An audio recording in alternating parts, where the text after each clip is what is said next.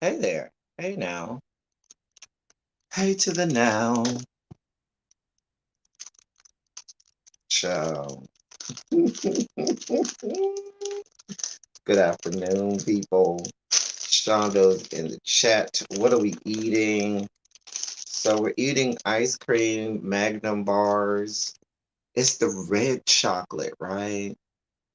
It has vanilla inside, but it's red chocolate, which tastes kind of like a comfortable mixture between white chocolate and milk chocolate. It's just really good. But yeah. Hey, Abby. Hey, Shauna. Hey, Tanya. Hello, everybody. Everybody in the bushes and in the skyboxes. Hey. Mm, mm.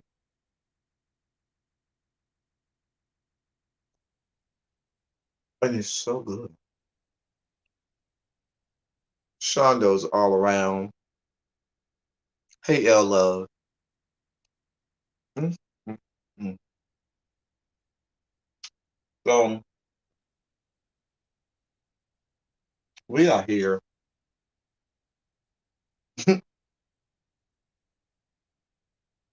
That's the only thing I like about Santa hats, making the ball go left, right. Hey, Shawana. Y'all know I'm a snacker. Mm, it's so good. So see, it's red chocolate. It has the vanilla inside. So good. Now, as I am talking to y'all,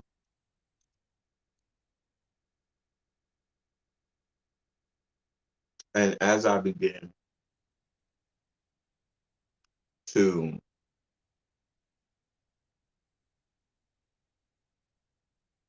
child, Abby, it's so good. As I am talking to y'all, when I begin to think about this reunion, a certain book is on the floor, and it seems to be a little brighter than it was before, like a little glow is coming off of it, and I swear it looks like it's coming off the floor, levitating a little bit, but I'm not gonna look that way. Oh, thank you, Ella. I'm gonna turn this way and look down there. Because if I look that way, there's a certain book that is over there. I don't want to look at it.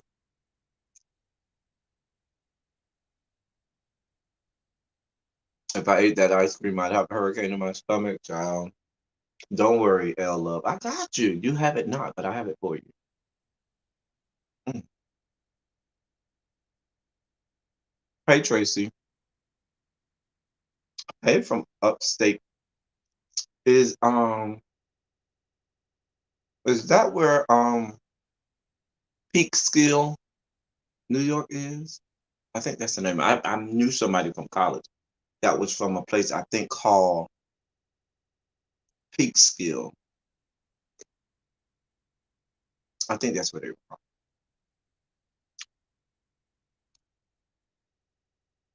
from. Mm.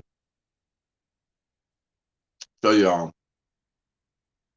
I have a lot of thoughts on these ladies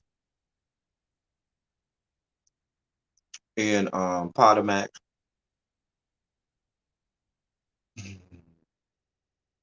Listen, I don't understand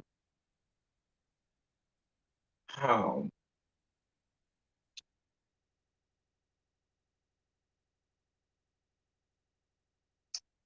Now I got white stuff all over my lips. Hey, Lady Libra,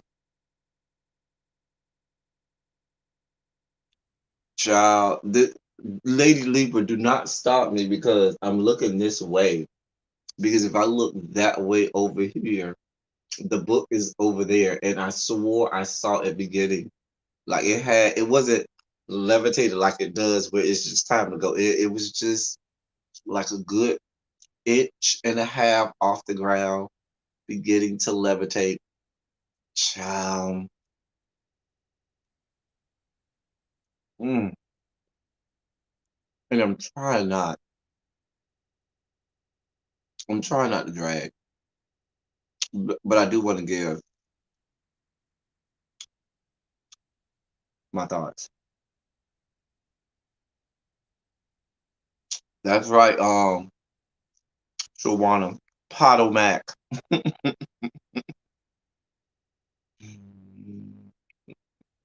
Potomac.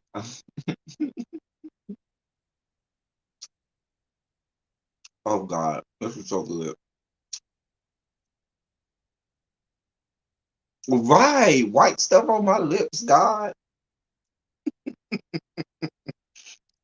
I hate quintessential.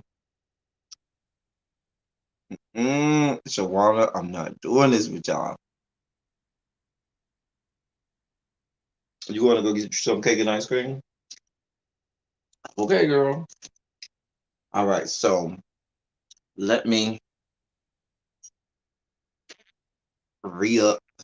I was having a drink with Jaded, and I did a couple shots, but then made a drink for Jaded's birthday. So we go, and I drank half that cup because now I'm just lit. So now we just gonna have a little bit more drink. Okay, okay, good. Good girl. You always want to top it off. You don't never want to have just enough alcohol. Hey, little baby, we always want to have. Albany is the capital of New York. I know, but I think I met. Is there a place called Peekskill, New York? I think I met. If I'm not mistaken, when I was in college, there was somebody who I went to school with. He tried to pledge my chapter. And he never made line, but anyway, we were still cool though. But I think I remember he told me he was from Peekskill. I just want to know if that's a place in New York, and if it's in. I think I remember him saying it was a mini ice cream bar. The Magnum mini ice cream bars that they have. It was red chocolate with vanilla in the middle. Really good, Shawana. Really good. But let me get my juice all mixed up so I can pour it in my gin. But what I was gonna say was, yeah, we just gonna go all in hell up. I think Peekskill is where he said he was from in New York.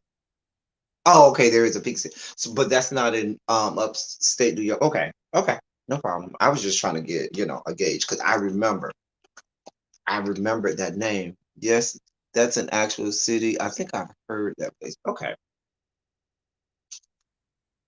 okay. So I'm not slow. I'm not the slow one. All right, good. All right. Oh, yes, yes, yes. The drink is updated, ladies and gentlemen. So let's talk about Potter Mac. Now, hopefully you all peak skill equals facts of life. Okay. Is that where they were at in the facts of life? Okay. Okay. See, y'all teaching me. See, I'm not that slow. I'm not that dumb. I'm not that slow. Anyway, so y'all, let's talk about Potter Mac. Now, hopefully you've already seen my review.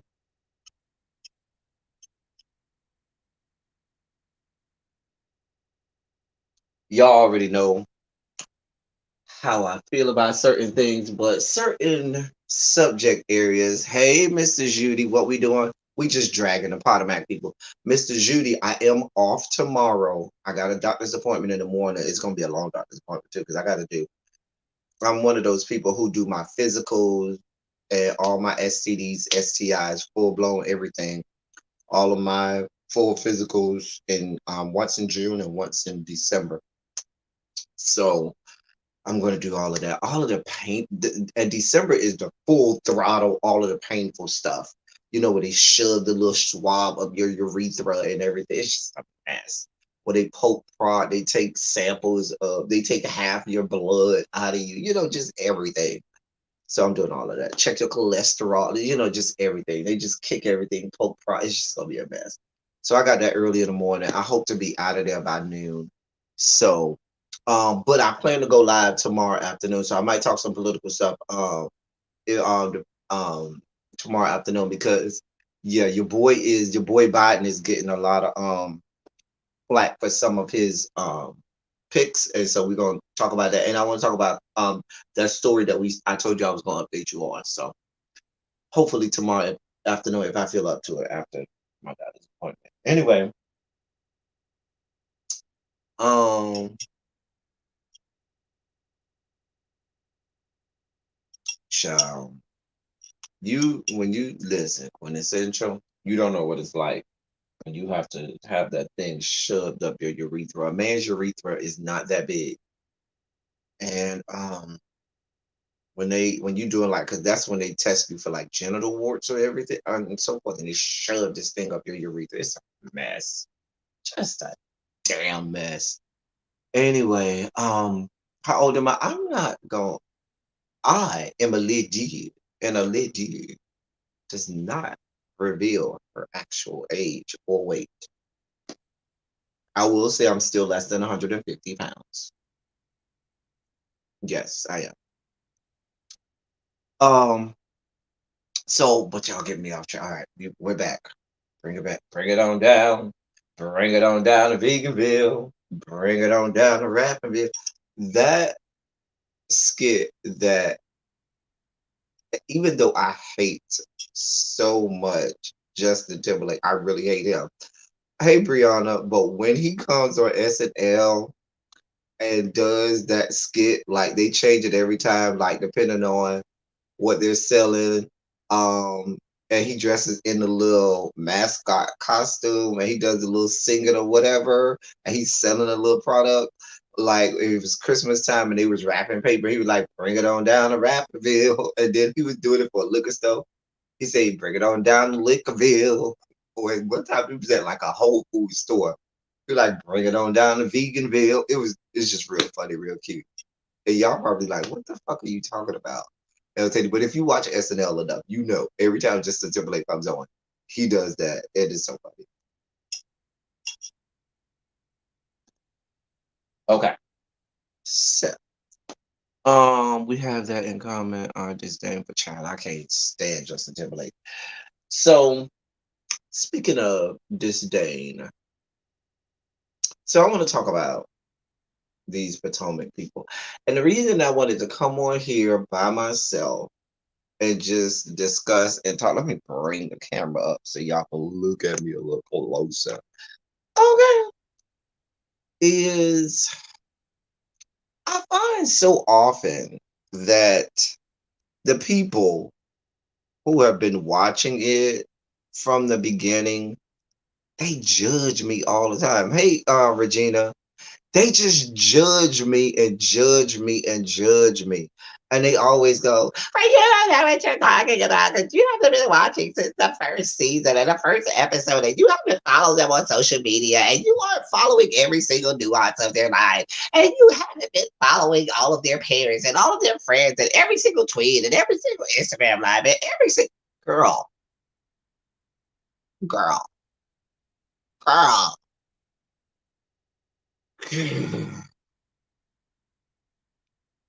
I mean, it gets annoying. And so then they act like you just can't have an opinion, or if you do have an opinion, your opinion is automatically wrong because you haven't been watching the show from its inception.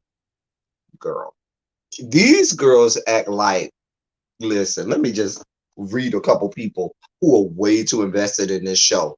Some of these people in this show act like watching one of the franchises of the Housewives is like watching Lovecraft Country, where you really got to sit and do research. Girl, we are not watching intellectual television. We are not watching a Lovecraft Country, and we are not watching nothing that's that deep and that involved. And all I got to do is open my eyes, look at the fuckery and fuck shit, and say, girl. And those people who treat this shit like it's that deep, then that shows me your intellectual level.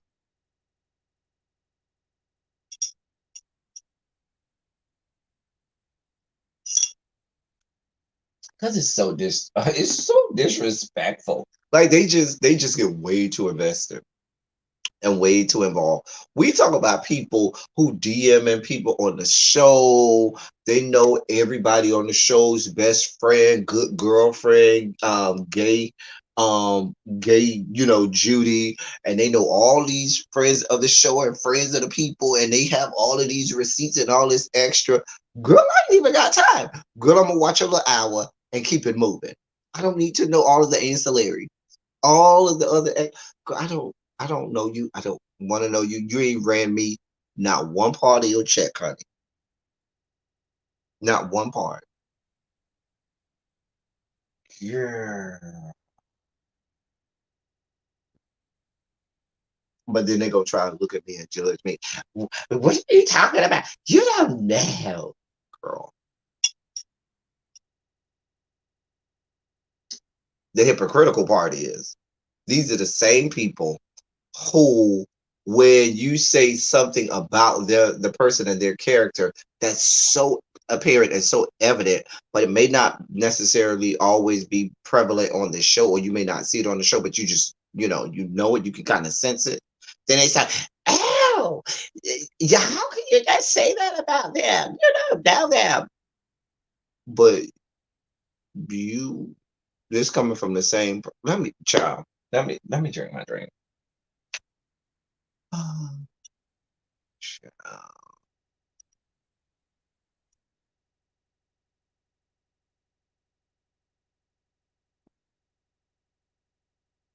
The thing about it is, even if something is carryover, these things, first of all, if something is carryover and it's that serious, then it'll be made known. If it ain't that serious, it's not made known. And therefore, one, that's not good television, or two, Bravo will update us. Because let's be clear, Bravo cannot make the assumption that everybody has watched the show. Or I'm drinking gin. Regina, just drinking gin. Bravo assumes that everybody has not watched the show since season one. And whether or not the ladies make the assumption, Bravo knows that, which is why Bravo often does. They'll, if something comes up, they'll go back and play some old clips and remind you. And I just feel like good editing, good television says, if they ain't going back to give you the old story from Bravo, then it wasn't that serious. We could take it at face value from where they are now. And a lot of this old stuff people are hanging on to from season one and season two, baby, we could take it as face value at where we are today. Okay, let it go. Let it go. Season one, two, three, and four have happened and gone. Girl, girl, girl, girl. I mean, I'll be damned if one of my friends is today in 2020 talk about something that we did way back in 2016. Mad about something that happened in 2016. Girl, if you don't find a way to get over that shit and get your fucking life, child, girl, child. A part of me think there was some validity to the personal trainer room. Child, we'll get there, Brianna. Just asking because you're about to go in. I feel my shine. I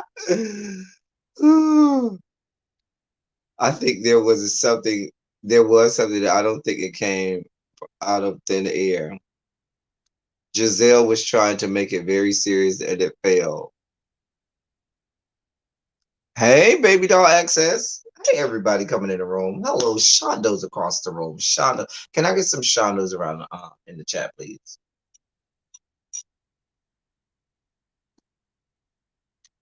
All right. A very wonderful and happy birthday to the little bro, Jaded Nerd. Um, so happy for him on his birthday. I've had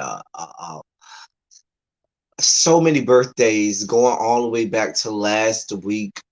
What was it? Wednesday. I had one cousin's birthday. I have on my mom's side alone. I have 40. I know. I'm sorry. I have 49 first cousins on my mom's side alone, and I have 15 on my dad's side. So, and that's first cousins. First. My grandmother had 16 kids on my mom's side. My grandmother on my dad's side had six. So the I had my one cousin's birthday was on the 9th. I had another cousin's birthday on the 10th. I had two cousins' birthdays on the 11th. I had a friend of mine's birthday was on the 12th. Very close friend of mine's birthday was on the 12th. Another great friend of mine's birthday was yesterday. And he turned 40 yesterday as well. And so and today's Jaded. So it's been like a week long birthday celebration. I've been getting real drunk with people since last week, Wednesday. So shouts out to all of the Sagittariuses. I mean, we gonna let y'all party it up a little bit, not too much, because right around the corner, coming around the corner. Actually, us Capricorns, what we're doing right now, see y'all in the club right now, thinking the party is jumping, y'all just get into the groove. The Capricorns, we are fashionably not late, but on time. Once everybody is in there, all of the important people have made it past the velvet rope. All of the people who think they're gonna get in, but ain't gonna never get in, is sitting outside the velvet rope, wishing they could get in. All of the celebrities have come in. They got their bottles. Bottles are being distributed around. And Capricorn season is coming, is pulling up at this juncture, checking ourselves in the mirror. We looking in our rearview mirror, honey, or sitting in the back seat because we're being chauffeured with our mirror compact looking like this. Make sure my nose and my makeup is good. Make sure I got my good clutch on me. Make sure my shoes and my outfit. Girl, we got about a good week and a half to go before it's Capricorn season. Girl, by next week, what we're gonna be doing is we're gonna be getting out the car, getting out, making sure there's no wrinkles in this good outfit, making sure this body is popping and this hair and makeup is snatched because baby, Capricorn season is about to enter the building, and when Capricorn season enters the building, boo, oh, the party goes to next level. That's where you ascent, make your ascent to the next level. Do you hear me? That is where when Capricorn season go in the building, that's when the DJ go, oh shit, look who came in the building, and play that bump that the whole party just explodes. That's what's about to happen. But we'll give y'all a Sagittarius this y'all chance to chat because we still in the car, making sure all our shit is right before we get out this good car. We don't even wait in line, baby. We roll up to the door and they immediately have the velvet rope moved to the side for us. It's Capricorn season coming. We'll be celebrating from December 22nd all the way until February 14th because we have Capricorn season, okay? We're too good of a sign to just have the traditional number of days. We'll be going all the way. We really don't care about Aquariuses. They don't matter. They be somewhat late in the bed in a fetal position, all in their feelings all day anyway, the Aquariuses, so nobody really cares. So we'll be going all the way until February 14th. And we'll give Aquariuses about a week after that, and then you'll go to Pisces, who are some of the worst people on earth. Pisces is something about Pisces. They're some of the worst people on earth. No disrespect to my Pisces, but they're some of the worst people on earth.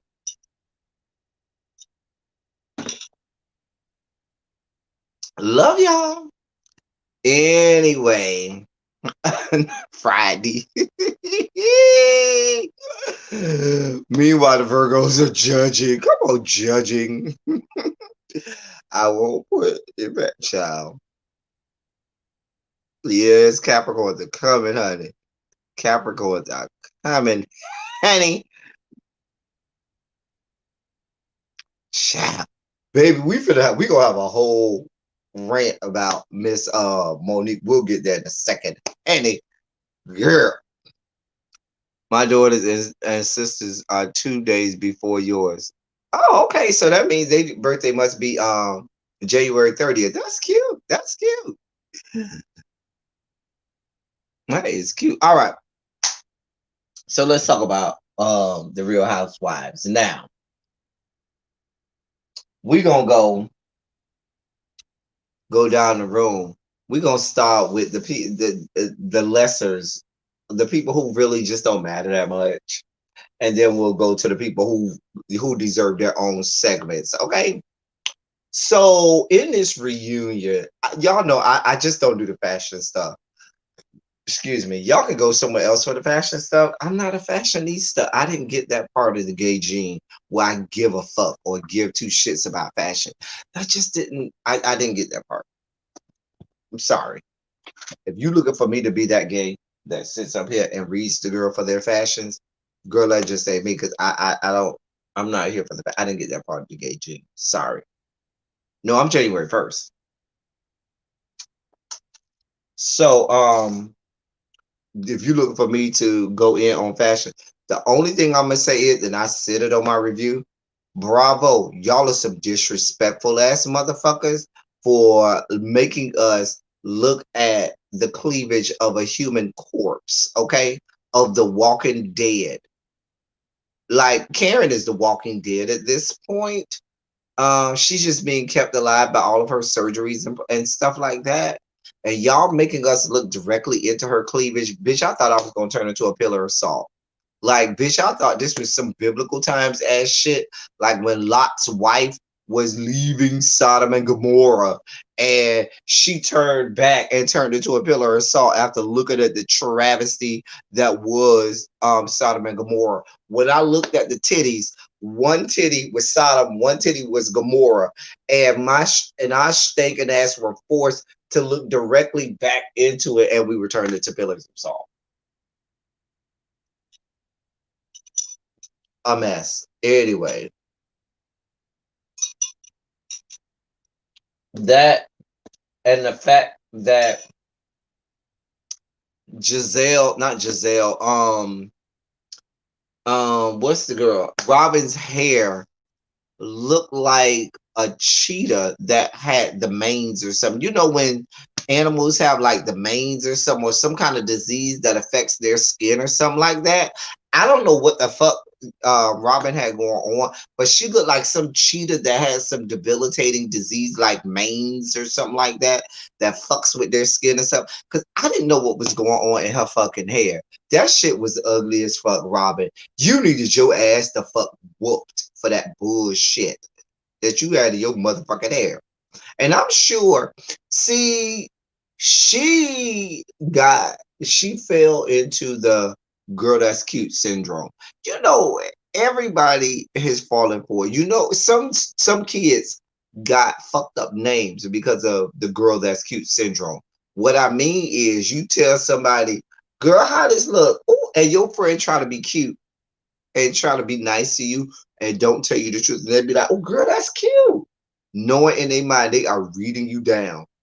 In their mind, they're like, girl, what the fuck is that bullshit? But what comes out of their mouth is, girl, that's cute. And girl, as soon as you leave, girl, they're reading you down. Okay? Girl, that must be what happened. She must have went to get her hair done and let Robin see it first and say, "Girl, how my hair look?" And Robin, and not Robin, and let Giselle see it and say, "Giselle, girl, how my hair look?" And you know, raggedy ass Giselle and what the fuck she be having on. Girl, that's cute.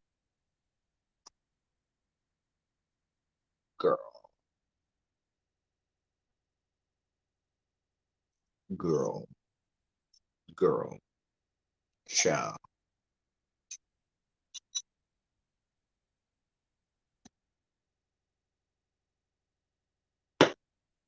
Anyway, honey, that's all I'm gonna say about the fashions, honey. The rest of it, I'll let y'all fashionistas talk about it. Okay, so let me unpack Wendy and the whole thing. So let's be clear. I don't have a problem with Wendy. I like Wendy. I don't A lot of people don't like Wendy, but I'm gonna be very honest with you. A lot of people don't like Wendy because Wendy is intimidating to them. Wendy, I listen. I can sympathize and empathize with Wendy because Wendy is the type of chick that walks in a room and immediately she don't even have to. Sometimes you don't even have to say anything. Just your presence alone and your aura makes people intimidated. Makes them say, "That bitch thinks she better than us." That bitch. It happens to me all the time. Oh, that bitch think she's smart. Oh, that bitch thinks she's smarter than the rest of us. Girl, I ain't even said two words. Now Wendy doesn't help herself because she keeps talking about her 4 degrees. Girl, Wendy girl. Real girls do real things. Now those of us real intellectuals, we don't even have to tell how many people with degrees, how many degrees we have. I would venture to say put a 27 in the chat if you even know how many degrees I want. And the only people that's gonna put a 27 in the chat is real people who've been watching me for a long time. Because I don't even talk about my degrees or how many degrees I have. I have a lot of them, but I don't have to talk about them. And Wendy, we've already discussed this. Real intellectuals don't have to tell people how many degrees they have. It just oozes out of their pores. It permeates through them.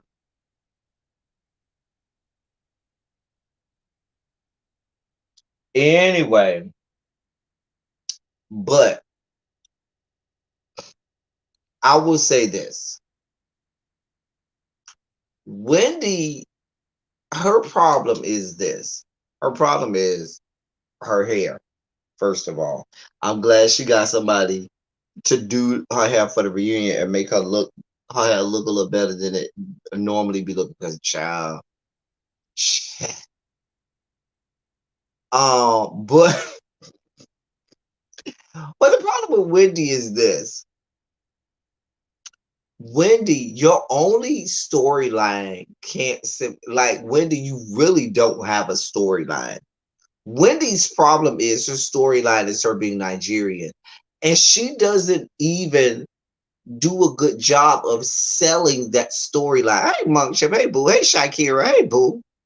Wendy's problem is Wendy doesn't do a good enough job of selling her storyline. Wendy's storyline, if you wanted to be all about you being Nigerian, I don't want to hear about your boring ass mama always talking about what she want and trying to live her life vicariously through you and make herself famous in the Nigerian community because what you and your sisters have accomplished.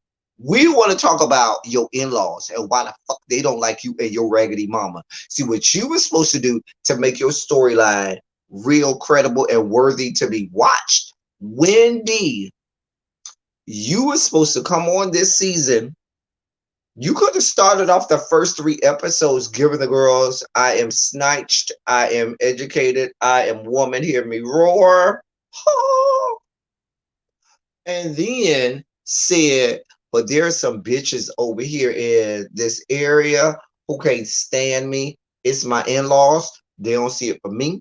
I don't see it for them. Them hoes don't like me, and I don't like them. And let's bring us in the same room so I can drag them for everything they worth. That is how you sell a storyline. And baby, if Wendy had brought that to the show and was able to show why it is she don't see it for her in-laws and they don't see it for her, and it could have been a back and forth between them, it would have been great. But I understand Wendy. Wendy is one of those intellectuals who's intimidated by anybody that can come, that can equally come at them.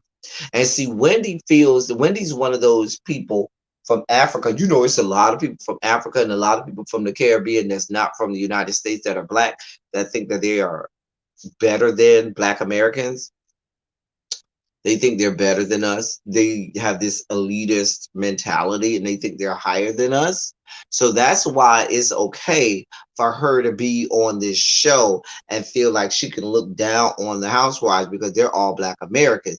But she don't want no parts of having what's her Eddie? What's her husband? Isn't her husband named Eddie? She don't want no parts of having Eddie's family on there who could drag her and read her Nigerian root for Nigerian root, drag her and read her down. She don't want no parts of having them on there because baby, they would take her to task and go in and let have. She don't want to do that. She don't want to do that. Quiet as it's kept, Wendy. Let's be clear, for all your political commentating you're always professing to be doing on CNN, CNN is not bringing you out during the prime time part of CNN. Baby, they're not bringing you on during from 6 p.m. to 11 p.m. at night. You ain't never seen Wendy on CNN during that part of the day. You want to know why? Because that's when the most eyes are on CNN. From I would say from 5 p.m. to 11 p.m. at night, you ain't seeing no parts of Wendy because that's when they bringing out the big dogs, the people who are real political commentators. You ain't never seen her on that part. So, girl, for all of this that you giving me, and girl, we've already looked up your credentials. You're not tenured. You're not even a full-fledged professor. You're an adjunct. Let's be clear. You're not tenured at all. You're not even full-fledged professor. You're adjunct at Johns Hopkins University, named after a known racist. The university named after a known racist, but we're not going to even go there. So don't make me go there with you, Wendy.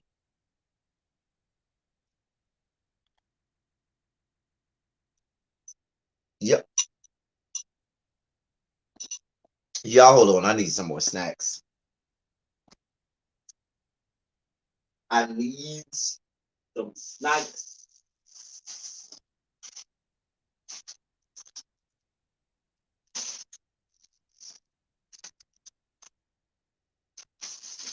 Oh,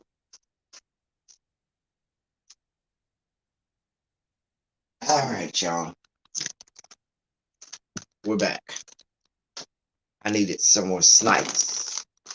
So, our snacks, we have some dried and unsweetened mango slices. Very good and healthy. Well, the sweetened part. It's not unsweetened, it's sweetened. So that's not very healthy. I don't give a shit. I'm going to eat them anyway. And I wanted some more of my Kool-Aid gummies. Kool-Aid gummies, they're really good. Anyway, she was on Fox. I thought she said she was on CNN. She claimed she was on MSNBC. I ain't never seen her on MSNBC because I watch MSNBC. I ain't never seen her on that.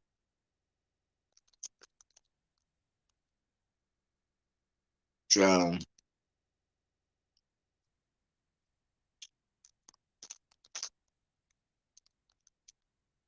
like to me, that's the because Wendy, you haven't developed beefs with the ladies yet. And because you haven't developed beefs with the ladies yet, and this is your first. Oh, oh, hold on, y'all.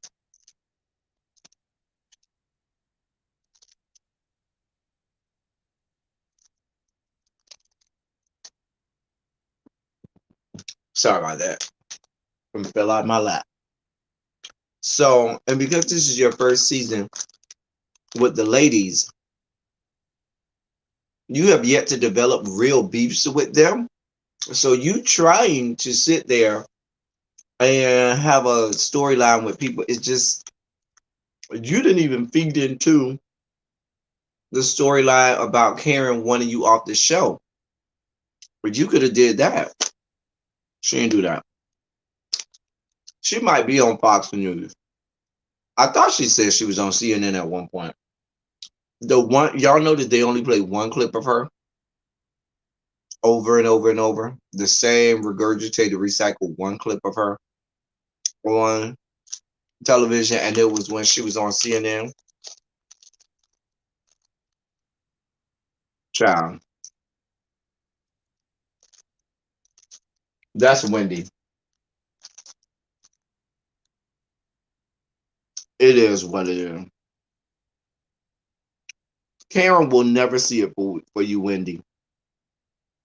But that's because Karen is the least of us.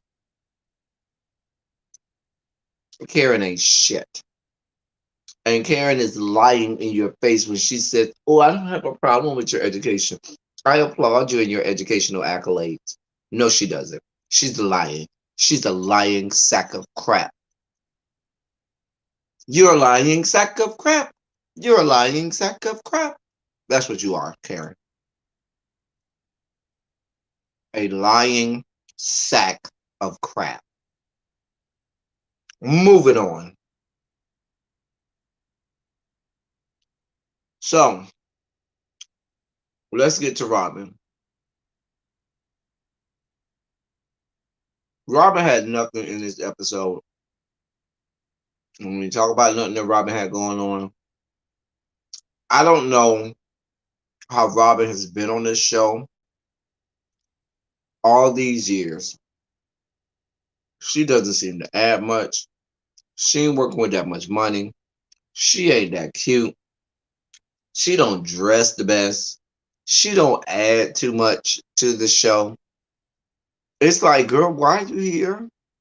Girl, why are you here? What is your purpose? I mean, I really, let's be clear. Y'all know what Robin's purpose is? I'm gonna tell y'all exactly why Robin is on the show.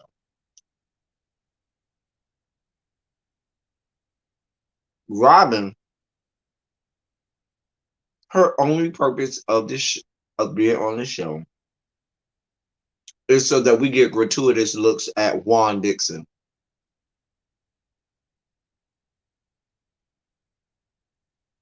She serves no other purpose. No other purpose. The only reason Robin is on the show is so that we can get gratuitous looks at Juan Dixon, who's a beautiful specimen of man. Other, what other purpose does she serve? Let's be clear. I'll wait. Because without Robin, we would not get our gratuitous looks at Juan. Only reason she's there. Bravo Andy and all of the gay producers, cameramen, and production on this show. Because let's be clear, it's a bunch of probably white gay men that are producing this show. They're messy as fuck. They are black peen pigs. They are here for the BBCs. They're here for anything black with a swinging dick. And so they want all parts of Juan Dixon. So any opportunity they get to see Juan Dixon, they're going to take it. Mm-hmm. Mm-hmm. Because Robin doesn't check any boxes. Not at all. What is her purpose?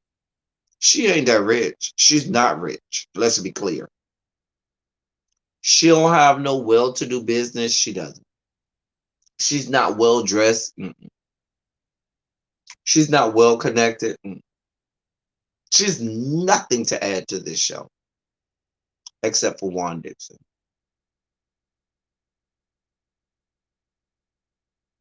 I mean, let's just be clear. That's her only purpose. Y'all saw what the fuck she rolled out there with, rolled out on set with last night. I'm telling you, that wig looked like a cheetah that had the mange. Tell y'all what it looked like.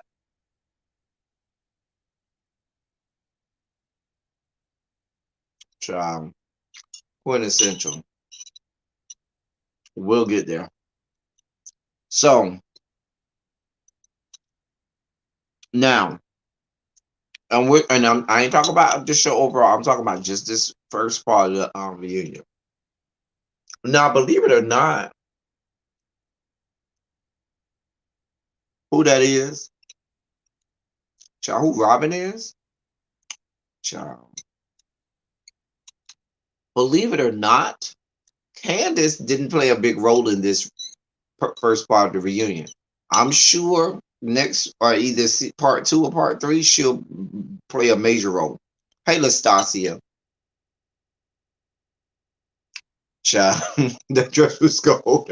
Ah, Lily. Child. Y'all know Robin is a linebacker. And so she had to have her shoulder pads in her dress to let y'all know she was a linebacker. Dear God. Anyway, she was going to go play football after the show. So she had them big ass shoulder pads. A mess. A damn mess. Now, Candace, or what I'm eating. I just showed what I'm eating. Jason, you must be just came. I just literally about 5 minutes ago showed what I'm eating. Kool-Aid gummies. I literally just showed this, Jason. Where you been? And dried and sweetened mango slices. See, that's what we're eating. We already ate a Magnum red chocolate and vanilla ice cream bar. Hey, Nikki. Hey, Lulu. Look like she tried to create glitter print.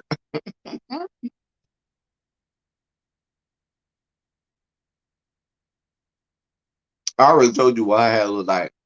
Why when I get away from the screen and come back here, drag always something?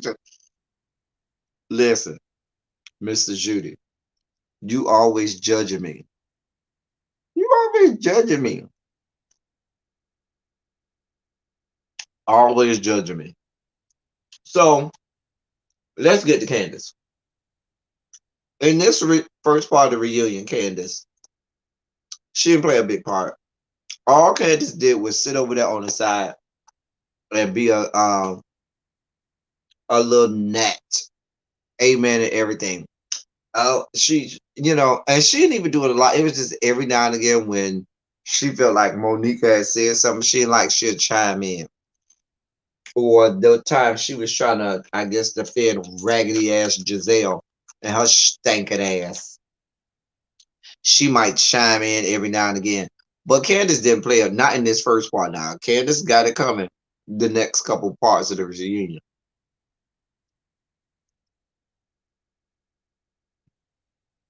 98% holiday cookies. Come on now.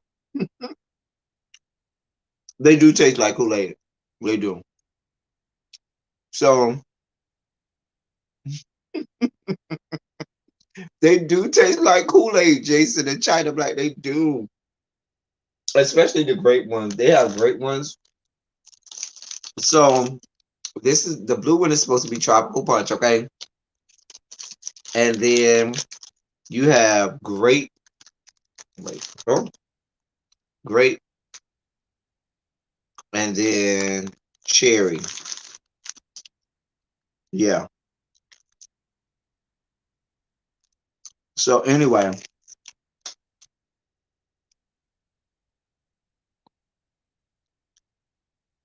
throw that one over there. Child, I got all the snacks. Butter joint. What butter joints? Listen, I bought me, since we talk about snacks, as we segue. I ain't put it on screen, y'all, but last week I found a place where I could buy a whole box. Y'all about to judge me, okay? Of butter flavored after dinner mints, okay? Now, it's not good enough just to have the after dinner mints. The after dinner mints are not that good. But the yellow ones, the butter flavored ones, are really, really good. I found a whole box of just the yellow butter flavored after dinner mints. And then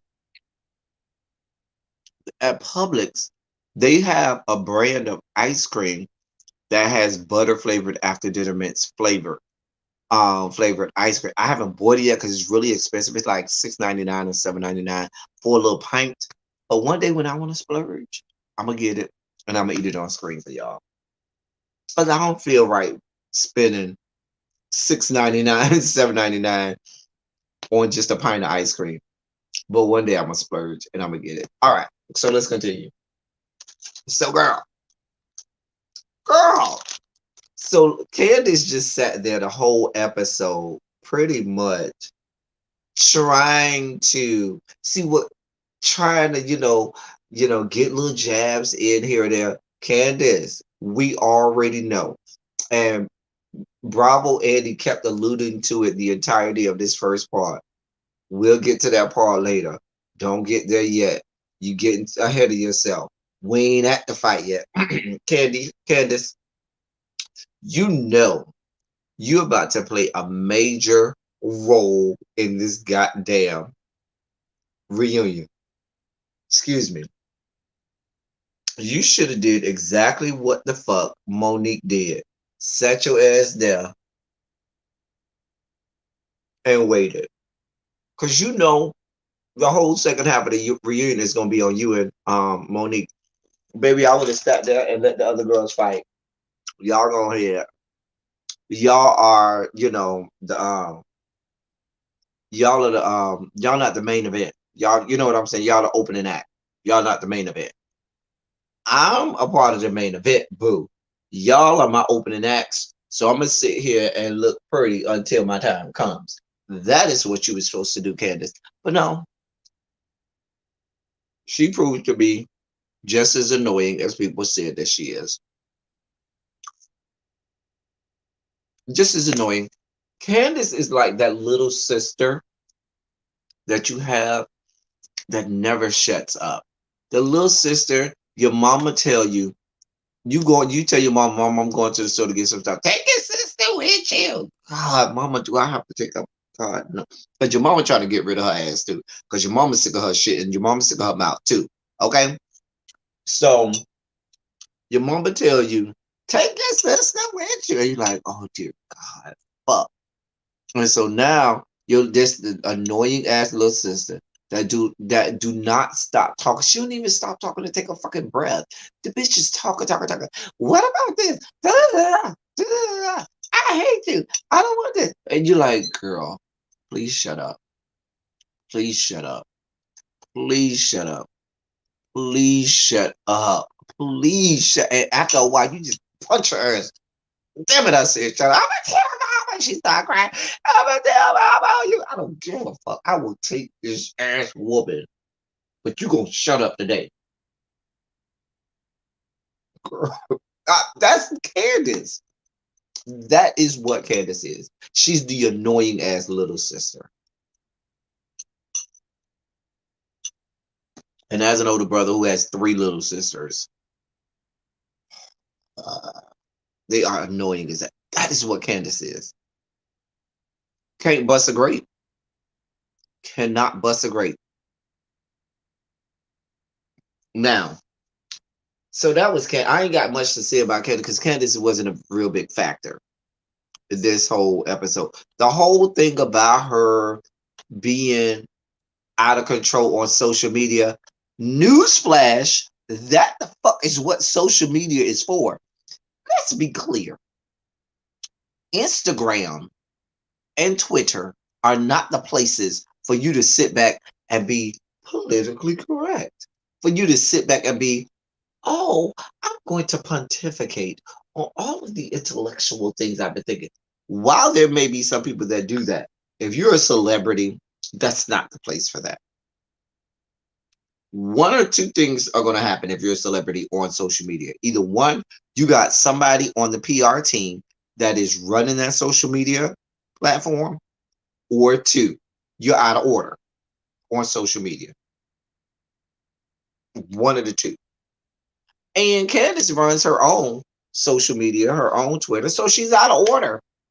And you got a bunch of old ass 40 and 50-year-old somethings that really don't understand the platforms, Twitter, that really don't understand the motherfucking purpose of Instagram. See, if you haven't been on Twitter since 08, 09 or so, and you came into Twitter in the last 3-4 years, you're late to the game. You never are going to understand what Twitter was really about. Instagram came on way later, and Instagram is for the shits. Twitter is for the shits. Instagram is for the shits. So when a bitch come at you the wrong way on Twitter, bitch, your job as a celebrity is not to sit there and let a bitch just keep fucking you up, slapping you across the face and shit on Twitter. Bitch, a bitch slap you, bitch, you take a fucking sledgehammer and beat that bitch the fuck down. And that is what the fuck Candace does. She does what you're supposed to do on Twitter. On Twitter and Instagram, you are supposed to be a bully. It's either be a bully or get bullied. There's no in between, especially on Twitter. On Twitter, you're either the bully or you're the one getting bullied.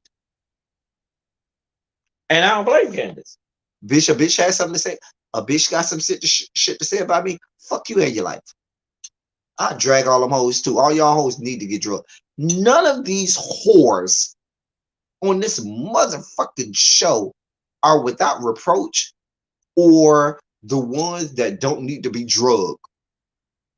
Child, a mess. But y'all talk about, see, what they're upset about is most of those housewives are too old to try to combat with Candace on social media because they're not savvy. They're not technologically savvy enough, and they're not as quick-witted with their tongue enough on social media, because how you say something to a person is different than how you communicate to a person via social media. Face-to-face dragging and shade is very different from social media shade. And while the carers of the world and so forth may be able to combat with you face to face, girl, you're not technologically savvy like that. You're not internet savvy like that to be able to combat with me on social media. And they don't know Candace drags them and they can't compete. And so since they can't compete with her on social media, now all they want to do is complain about her and get mad. Oh, your mouth is ruthless on social media. Bitch, you better go find a friend that can help you out. Cause bitch, I'm not gonna let up on you. Just like them hoes don't let up on people when they in a room with each other, they on camera, they don't let up on each other. So bitch, I'm not gonna let up on you on social media. Fuck you and fuck your life. And what? See, I'm like you, Jason. I have mastered both. You don't want no parts of me face to face. You damn sure don't want parts of me on social media. Mm-mm. That is why they don't like Candace. That is the fuck why they don't like Candace going in on social media. Because they can't compete. Because I guarantee you, if those whores could compete with her on social media, they wouldn't have no problem. It'll be a back and forth. It is what it is. It is what it is. So, but Lunam, the thing about it is, when you're an adult, what are we fighting? See, that's the thing. All of this fighting and physical carrying on is for schoolhouse playground, the neighborhood um block when you are a kid. When you become an adult, hey boo, we're not fighting and this is not getting physical. Bitch, I'm old. Bitch, if you hit me too hard, my bone might break. I might be in the hospital or something. I might have to go to urgent care. And that costs a lot of money. And a bitch ain't got that type of time or money. I ain't got the type of energy to be physically fighting you. And this, let's be clear, this show is not about physical altercations. This show is about verbal dragging. And if you can, dragging on social media. But what these whores are proving is they don't know how to drag on social media. So that's why they can't stand Candace. Because Candace hasn't yet perfected. She's getting there with being able to spar with them verbally face to face. She does enough to get on their nerves and annoy, but she doesn't do enough to make it to really compete with them verbally face to face. But baby, when she gets on that social media and she be real quick with it, like bitch what, bitch what, bitch what, bitch what, they can't handle it. They can handle it. I'm just saying.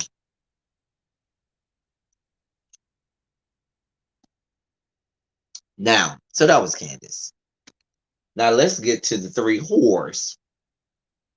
Is it three or four? How many we got left? Four. We got four whores left.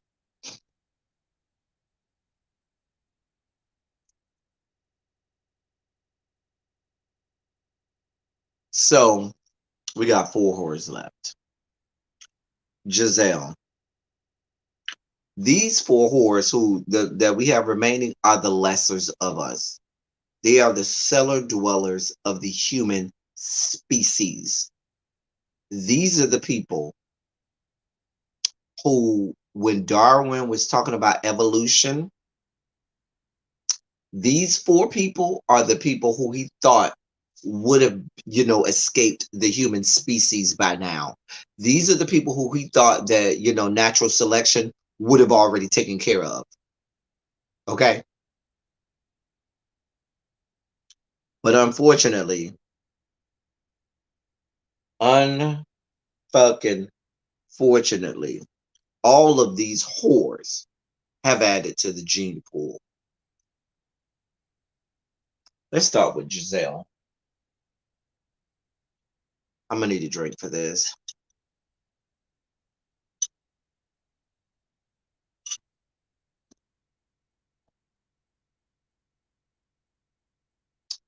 Giselle is child. Listen, no, she know Vanessa Williams like. Oh, that's so disrespectful to Vanessa Williams, who is an accomplished actress, who is an accomplished singer, who is an accomplished former Miss America, who is even an accomplished porn skank, being in Playboy, who is accomplished in every sense of the word. Hell, she even married good. She married Rick Scott. Hell, Giselle married Jamal Bryant. Jamal Bryant, Rick Scott. Who we picking?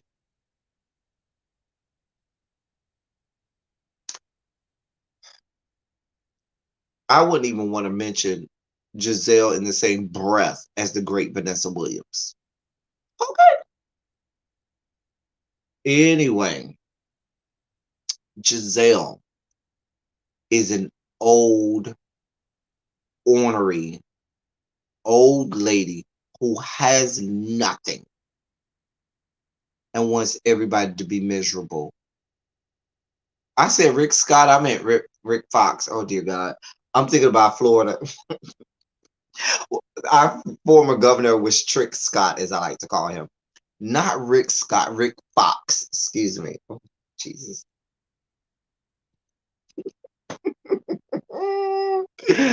Rick, and I used to call him Rick Fox the mop. Remember when he had the long curly hair and it looked like a mop on his head? I used to call that was when he was married to Vanessa Williams. I call him Rick Fox the mop. That was when he had got traded from LA to Boston. Remember he played for LA on one of their on like two of their championship teams, and then he went over to Boston. Um anyway, but Giselle. See, just let's just be clear. This is going to come out harsh. Mm. Y'all know what we call Giselle in private circles. Oh, let me take a drink because if I don't, I might actually say what we call her.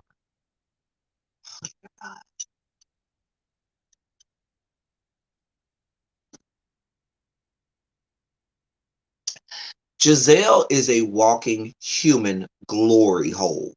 Because when you have the likes of a Jamal Bryant's penis enter your body, you have become a glory hole.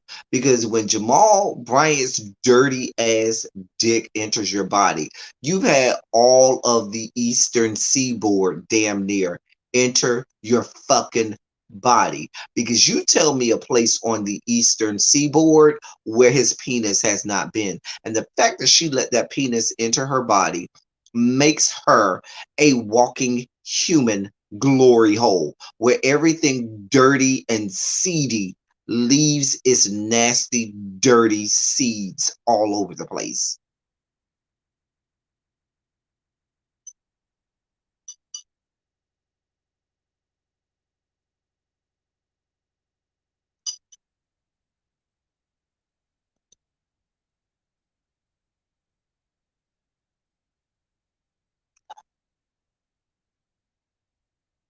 I didn't mean to say that. Yes, I did. I mean, for all of this, they going back and forth. Oh, she's such a pretty woman. Oh, she's so cute. I can make a glory hole look really pretty. It doesn't take away from the fact that dirty, nasty ass penises, that are riddled with a cornucopia of STDs and STIs, just a bevy of sexually transmitted diseases running through it, have been all in that glory hole. And when you have the likes of Jamal Bryant entering you, that's what the fuck you have.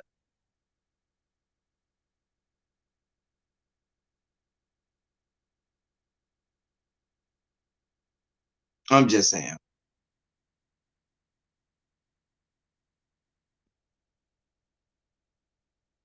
And she always tries to come off as she has this pious attitude about her, as if she's always looking down on everybody. Bitch, have you seen yourself?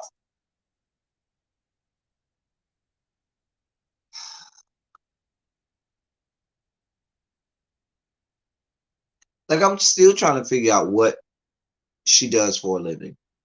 I'm still trying to figure that out. And this might be one of the times where maybe I need to have watched this show since season one. I have no idea what this woman does for a living. What is her job? How does she earn a living? I guess Bravo checks. Okay, that's her. I'm guessing Bravo Andy and the Bravo checks is how she earns a living. Even your own fucking children don't see it for you. Let's be clear. Because the way them girls be looking at their mama and looking at her like, bitch. Like, I could see her daughters after they leave for college really like Giselle being their mama. Hey, baby, you coming home for Christmas break? No, mama. We ain't doing that.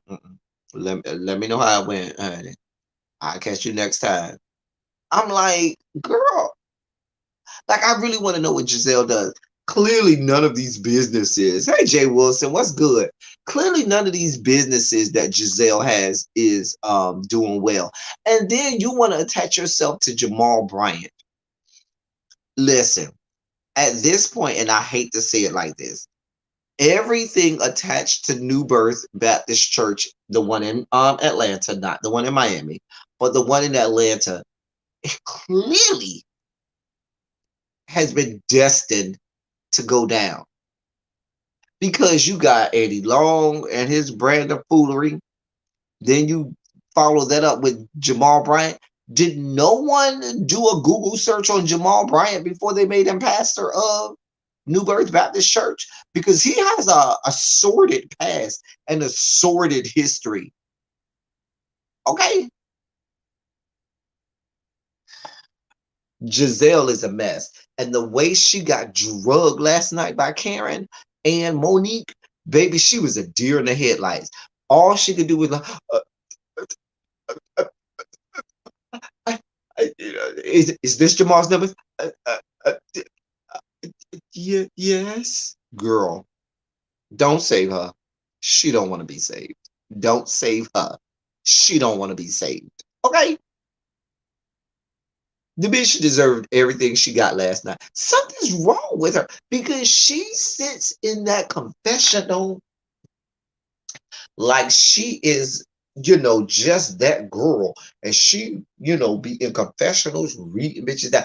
And see, I think part of that is Bravo Andy too, because some of the times I feel like Bravo and the production team over there shows her scenes and confessionals and so forth and so on like that before they show the rest of the girls, so she can go and work on her reads or go and work on what she's going to say, because the shit that she says in the confessional is always way more rehearsed than the shit that she says in real life. Because remember, Karen been dragging that whore since the beginning of the season. She been dragging Giselle since the beginning of the season.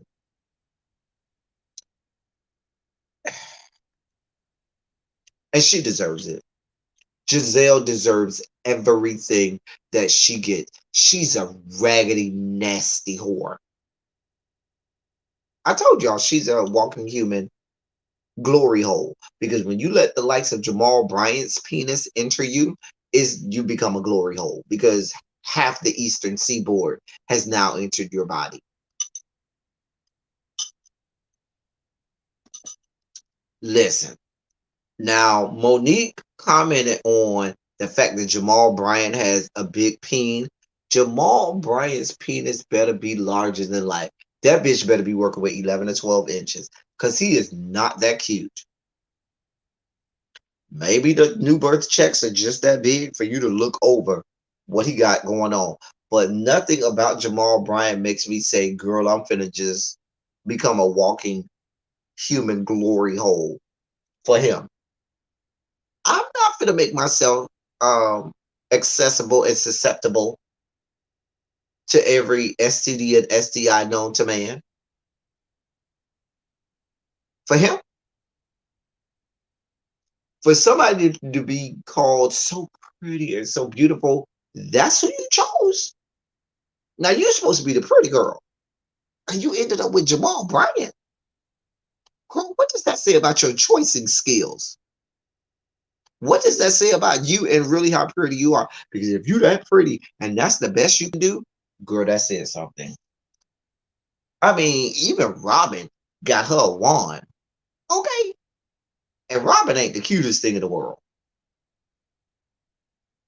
But even she got wand. Child.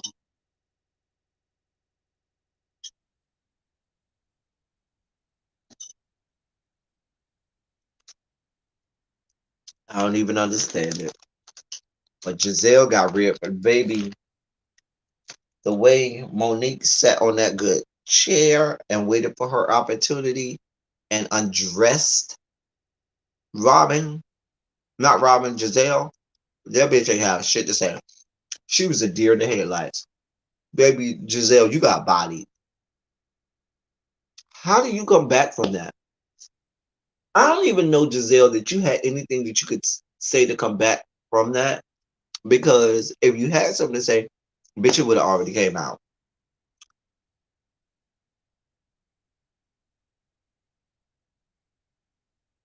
I'm just saying.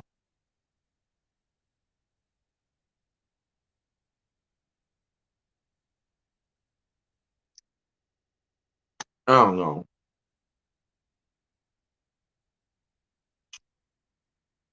Giselle, you ain't got no comeback. You just got bodied. Throw in the towel. It's over. Clear the ring. Next bout. That was the opening fight, y'all. Monique versus Giselle. It's over. We're calling it. Okay? Listen.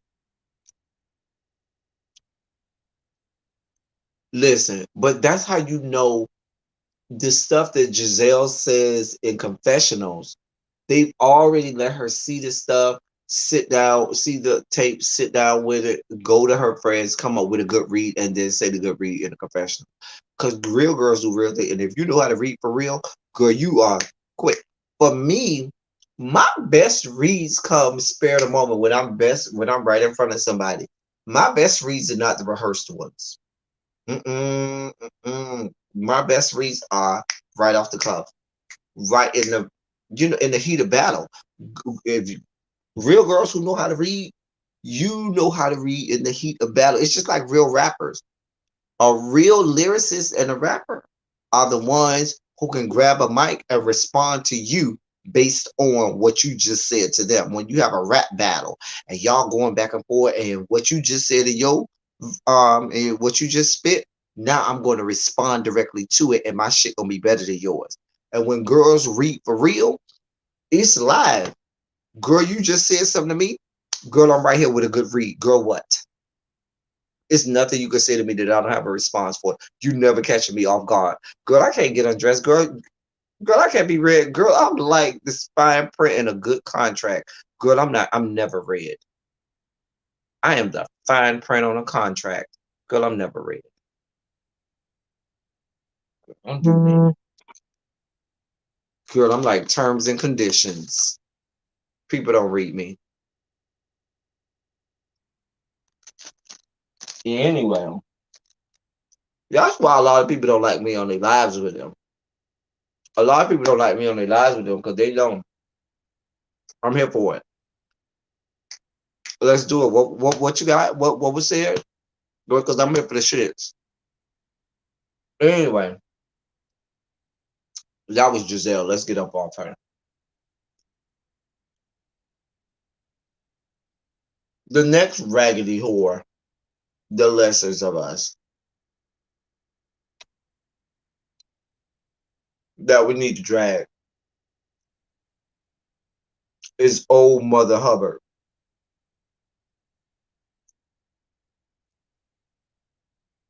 Karen.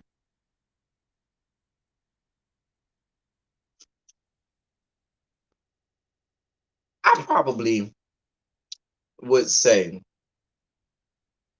Karen and Ashley. I'm not bringing Nini's moose jaw. I'm through, Jason. Hey, Shawnette. Listen, Karen and Ashley are my least favorite. As much as people think I got smoke for Monique, I don't have as much smoke for Monique as people think that I have.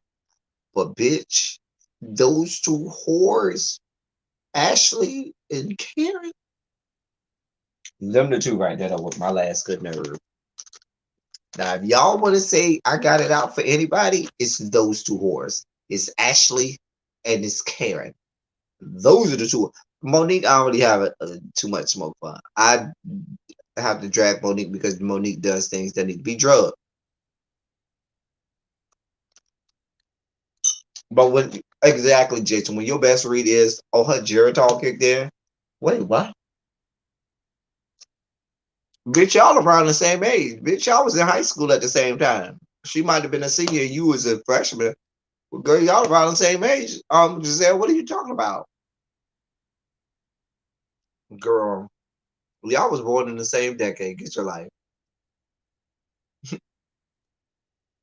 Get your life, Giselle. Get your life. Anyway,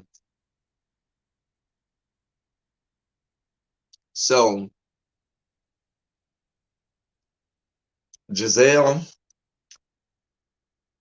Giselle is too easy of a read, Jonathan. And we just finished talking about Giselle. And Giselle is, but Giselle just does not work my nerve like Ashley and Karen.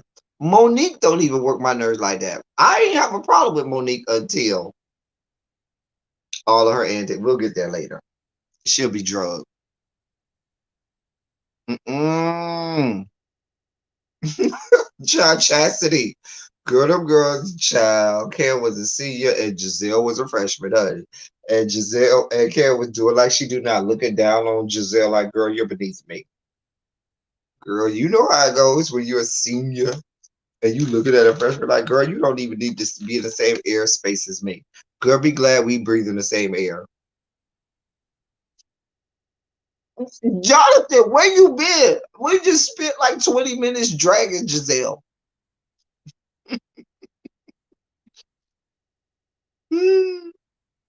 Jonathan, I just spent like 20 minutes dragging Giselle. We call her a whole walking human glory hole. Where were you at, Jonathan? What's good, five? Girl, we just spent a whole 20 minutes dragging Giselle. We really did. We really did. Anyway, so Karen. Karen,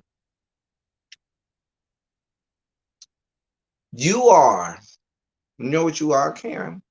You know how they say, oh, you're a Virgo, L love? Okay. You know how they say, fine wine gets better as it gets older? That's only if you keep the cork in. Karen, you're that wine that they kept on the shelf for years without the cork on. So now there's mold and, and just a petri dish of assorted bacteria, mold, various algae and insects that have grown in what used to be some good wine. That's what the fuck Karen is. You defy the old adage, with age comes wisdom. No, bitch. In her case, she's just an old bitch who's been doing the same shit wrong and having the same wrong views for 139 years. And that doesn't give her 139 years of wisdom. That gives her 139 years of idiocy and ignorance. And you've been doing the wrong things and having the wrong viewpoints for 139 years. You sorry sack of shit. Karen is a horrible sack of shit. Do you hear me? That's why the fuck her husband doesn't want to touch her. That's why the fuck she has cobwebs on her cooch. Nobody wants to be in bed with someone like her. No one. The fuck?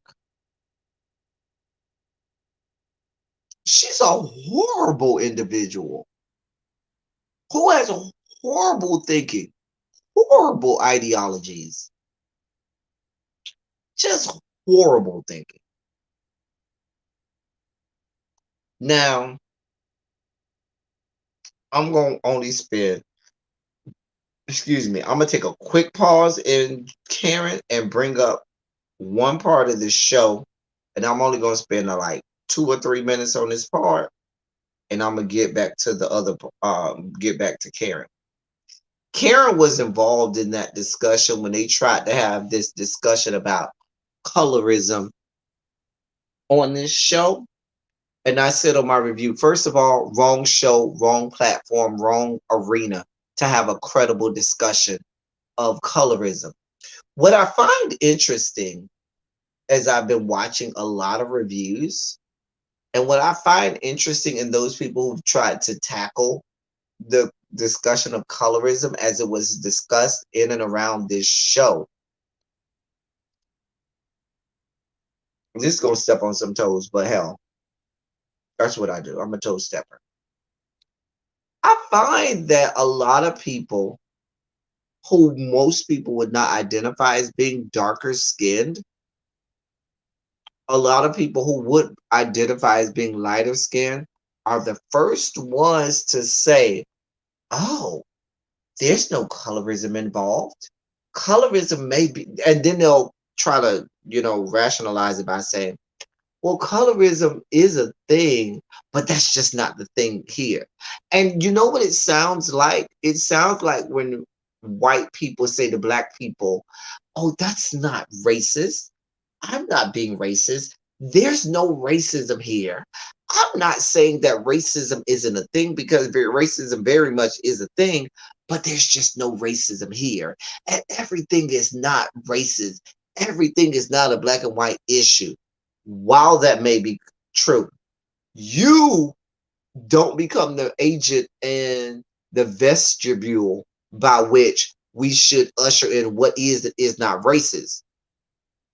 On the same scope, it's hard hearing someone who doesn't understand the full scope of the colorism argument, meaning you don't fall on the side of blackness that will be considered darker skinned.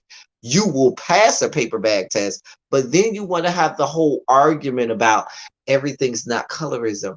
I don't think that's colorism. You know the whole adage, perception is reality, but the thing about it is All of these conversations are subjective, and all of these conversations are subject to someone's perception and how they perceive a certain thing. And so even with racism, there is that's the whole thing, that white people have said, oh, that's not, I don't feel like that's racism, whereas we as black people tell them, oh, hell yeah, that is racism. That is how I perceive it, and you're not going to tell me it's not racism. In the same vein, there are people, those of us who fall on the darker shade of things and are on the darker side of the paper bag test, that when you sit up there and tell us, oh, that's not colorism, oh, that's not a thing, oh, everything's not colorism, it comes off the same way. You don't know how it feels. You don't understand how it feels when you, as a darker skinned person, say the exact same thing word for word in the exact same energy as somebody who may be lighter than you, but yet you become the angry black person, and the lighter person is given a pass.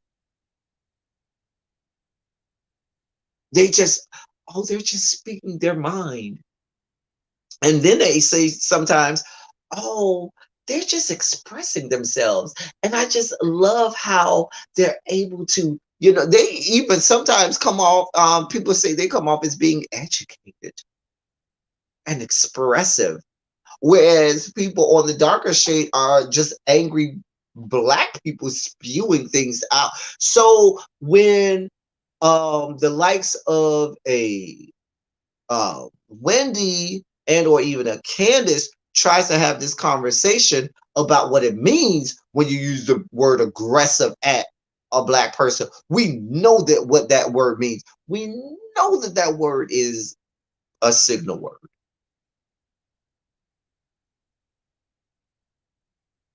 And this was a conversation had amongst just women. That is amplified exponentially when you add a Y chromosome to this, and now you're XY chromosome and you're a male. Don't be a darker skinned black male, because you by no stretch of the imagination are giving any graces or credence.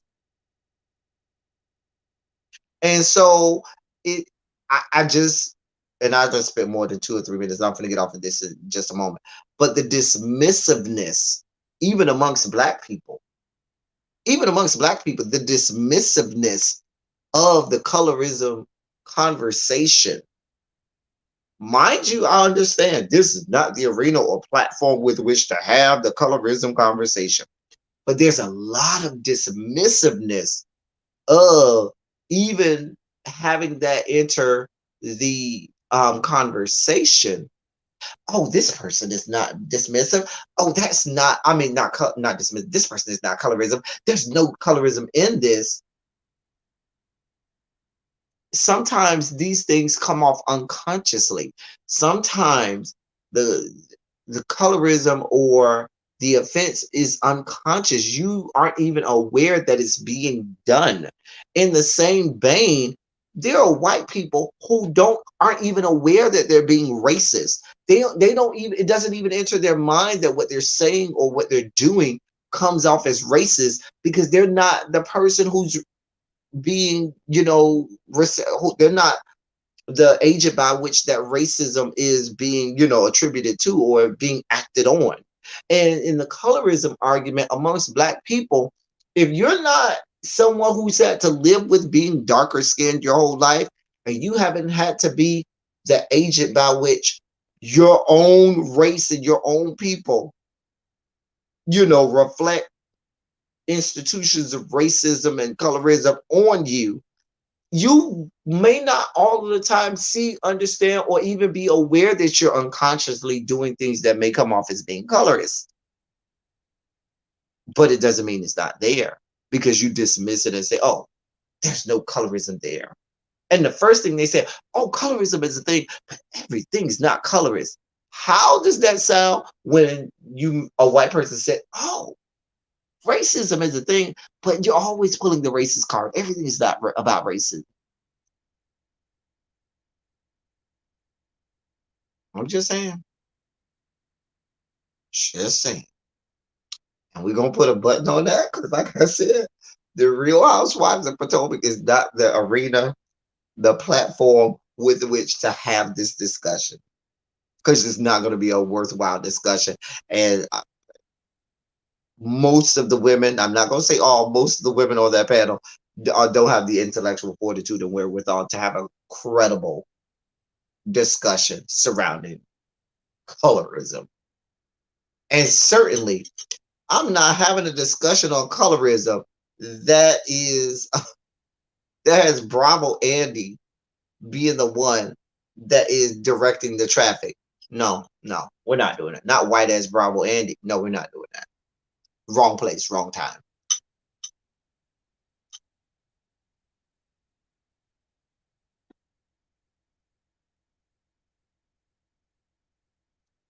I'm just saying.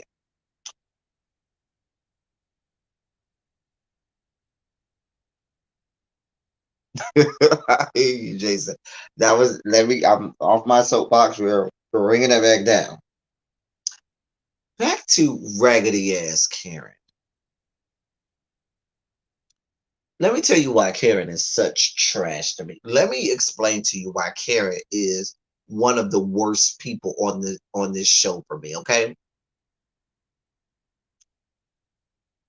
Ashley, not Ashley, damn, I'm on Karen. Karen is one of the worst people imaginable, lowest forms of human species in my estimation, because she is the person that will sit there and lie to you in your face for no reason. Just have no reason to lie. No reason to lie. But lie anyway. And when you tell her or catch her on the lie, have receipts for catching her on the lie. Prove without a shadow of a doubt that she's lying. Sit there and continue to try and lie to you.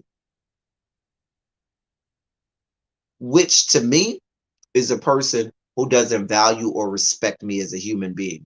Because if you valued or respected me as a human being, you would not so nilly-willy sit there and be able to just lie to me and be able to just, act like I'm just stupid.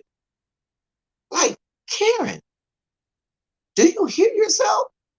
Like, she's one of those people who, like I said, have gotten older and think that just because she's older than God, like she's like Methuselah, like she's been around since God was a child. Now all of a sudden, everything she says becomes gospel truth and automatically truth and righteousness. No, bitch, your lie is still a lie. You're a horrible. She never even tries to even apologize for the lie, admit to the lie, or anything.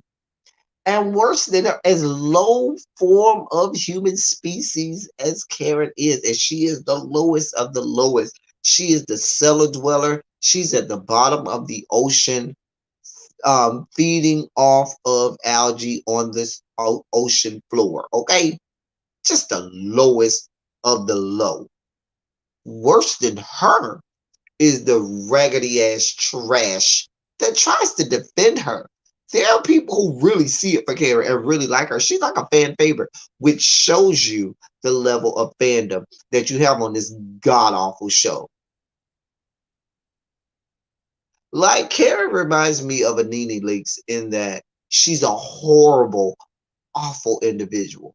Just awful. Just a horrible individual. Like, I don't under. Let me have one of my gummies. Lord. I understand I shouldn't say I don't. I understand full well why your husband doesn't want to be with you. I understand.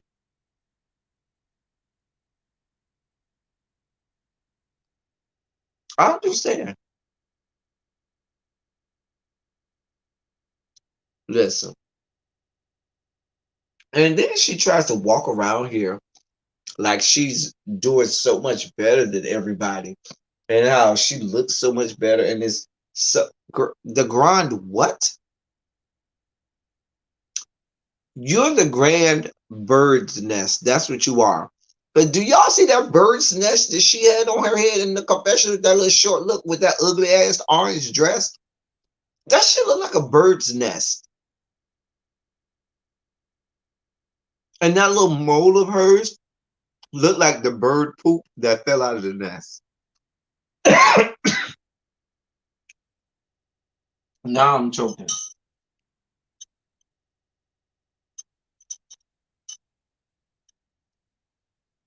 Like she's a horrible individual.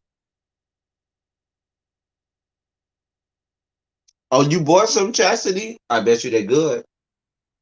I told you they were good. She's a horrible individual.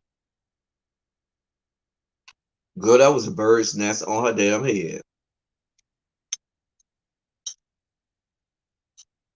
And her mold looked like the poop that had fell out of the bird's nest. I'm telling you what I know. Sorry, sack of shit. She's a horrible individual. Horrible. This is not the show for Karen. This is not the show for her, okay? She needs to find the show with old ass women like her. Problem is, those old ass women will gather her ass. She don't want to be on a show with women her age because you know them old women, they don't give a shit what the fuck come out their mouth. They will say anything and read you down and act like they ain't read you, act like it's just a regular day. Girl, they will read you your rights and act like they just said, hey, how you doing? You know how old women, you know how your good grandma is or your old aunt, your great aunt or your old aunt that don't give a shit no more. She's sitting over there drinking got a Pepsi in one hand, got a Newport 100 in the other hand, and got her a drink over there and telling you to pass the blunt and will read you down. Karen don't want that kind of life. So what she wants to do is she wants to be on a show with a bunch of women that she feels is younger than her, less than her, and have less influence and power than her, and people and women who she feels like, oh, I will always be above you and you'll always be beneath me. Because she cannot spar with her with her um with her peers. Like I shudder to look at people who everyone around you is not one of your peers, like the only people you hang around are people way younger than you, then that means that you cognitively have not grown up. You're cognitively still trying to be around people younger than you because you cannot cognitively combat with or compete with your own peers. Okay. So, you know, Jason, you know what aunt I'm talking about. See, the aunt is the one that have that either a Benson and Hedges, okay, or a Newport in her good fingers like this the whole time. She only gonna take two puffs. She never gonna finish the whole cigarette. She's married to your uncle who has the cigarette in his mouth that has a whole hour long conversation. Cigarette never leave his mouth, never fall out his lips, and he never take a single puff out of that cigarette, but it stay lit. Okay, both of them holding the cigarette. The uncle holding it in his mouth. Well, I wish where my pen at? Damn it, where my pen? Oh, hold on. Okay, okay, y'all. So I had to go get my pen. So the uncle is the one who do. Boy, let me tell you something. Let me tell you something, boy. Boy, you don't know nothing about the little girls out here. These little girls out here ain't nothing but trouble. They ain't nothing but trouble.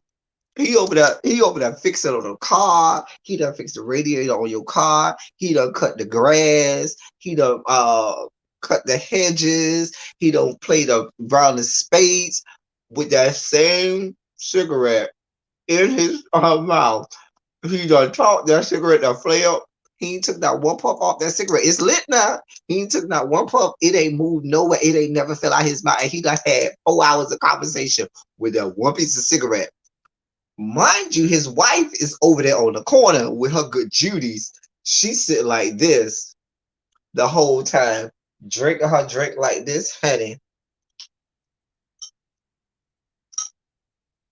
That cigarette is lit in her hand. She gonna take one good puff, talk for 2 hours. The cigarette ain't never went out. It's still lit. She gonna play spades. She gonna read a bitch. She gonna beat somebody's child who got out of hand. She gonna go over there and mix up the macaroni and cheese before she put it in the oven. All while that same cigarette is in her hand. Go sit back down, take that second puff after about a good 2 hours. Girl, let me tell you about this nigga I had back in 1974. Child, before I met your uncle. Child, that's her. Benson the Hedges or Newport's 100s. Y'all better know what I'm talking about. Or Virginia Slims. Child, y'all better know what I'm talking about. Y'all don't act like y'all don't know what I'm talking about. Tell me I'm wrong. See, Karen don't want to go hang around those type of girls because they'll read her down. Karen don't even want to hang around the rich women or the well-to-do women her age. She don't want no parts of them. She don't want no parts of them because they will read her down. They will gather her. Okay? They will call her what she is. She's a cheap two-bit whore. And y'all try to give her all of this grace and credence because she's old now. You want to know who Karen was? Karen was the nasty ass skank that was hanging around looking for her a sugar daddy. And her nasty ass found her a sugar daddy to bust her ass down. The only difference is she is now grown old with said sugar daddy. But let's be clear. That bitch was around here, wasn't trying to be shit, wasn't trying to have a job nowhere in America, wasn't trying to go to school nowhere in America, wasn't trying to do nothing but sit on somebody's dick that was well older than her and had way more money than she did. Okay? Let's be clear. But now she wants to be all pious and righteous and holier than thou. Bitch, you're a nasty ass skank that got old. The fuck you over here trying to judge somebody? Bitch, you better sit the fuck down somewhere and find you somebody to play with. That's why the fuck she don't want to be around nobody her age. Because the girls her age probably know her story and will read her for filth. Baby, they would drag her ass. Girl, you better find you some fucking body to play with. That's why I don't respect a bitch. That's why she thinks she can just go and lie and just never admit to her lies because she feel like, well, they can't tell me nothing because they all younger than me and they ain't on my level. Bitch, you ain't shit. The bitch ain't shit. She's the worst of them all. Karen is one of the worst of them all. Okay? That bitch ain't shit. And see, the people who defend her are the same ain't shit ass motherfuckers that's vowing to take her place on the ain't shit Hall of Fame or the ain't shit Mount Rushmore.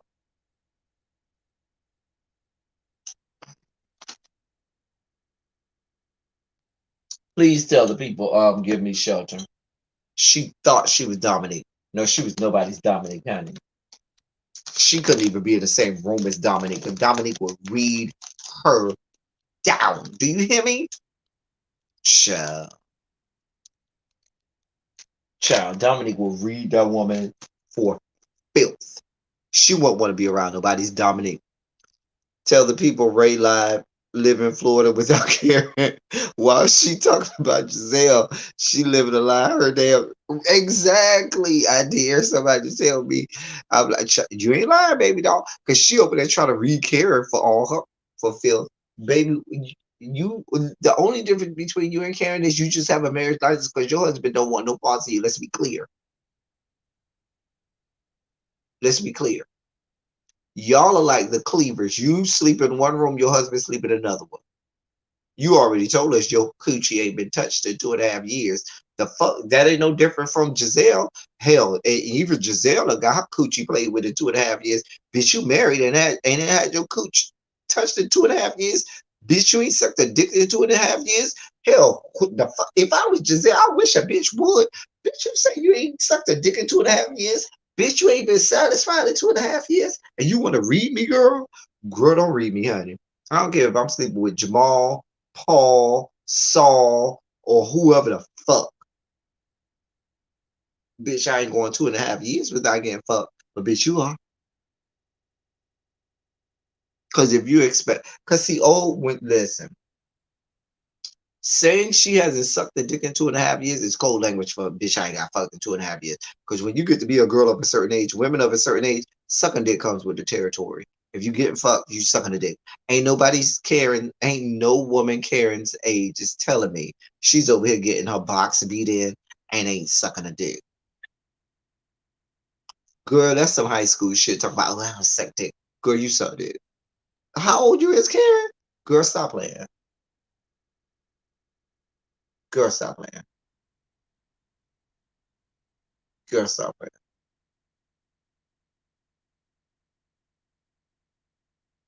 Child, child, just a mess. Just a damn mess. 2.5 years, and you reason, girl, that means, bitch, you ain't got fucked. Because you don't believe a man finna try and have sex with you. Girl, you ain't cute like that, Karen. You ain't young like that, Karen. You are not getting a man to fuck you at your advanced ages, and you ain't sucking no dick. You don't believe that shit, Karen. You don't believe that. Mm, nope.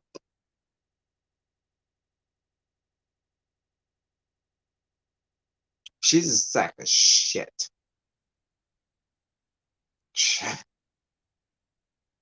But you over here trying to come for Giselle. Now Giselle deserves to be came for, honey, because that bitch ain't shit either. But girl, you in the same boat as Giselle. Just a mess.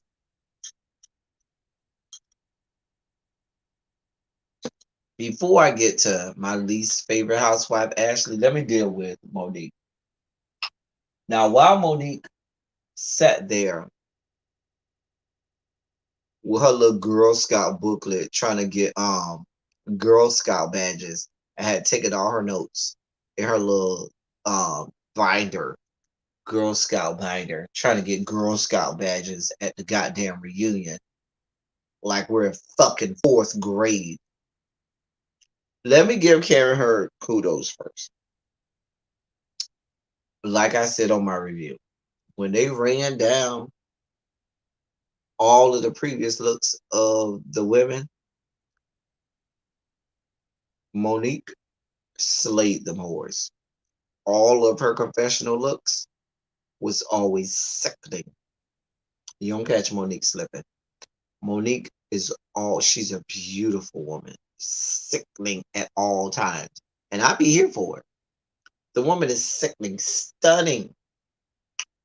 But that's going to become part of your read too, Monique. We'll get there in just a second. When I tell you she laid Giselle out, laid her out, but girl, you got way too much time. Girl, this ain't fourth grade. That shit seemed, girl, that shit seemed real desperate. Girl, you out here with binders and shit. Girl, real girls do real things. Girl, a girl who gathers the kids for real and can read the girls for real. We're not bringing out binders. You know what I'm? Now I have my whole book of darkness, but let's be clear: the book of darkness ain't nothing but a dictionary.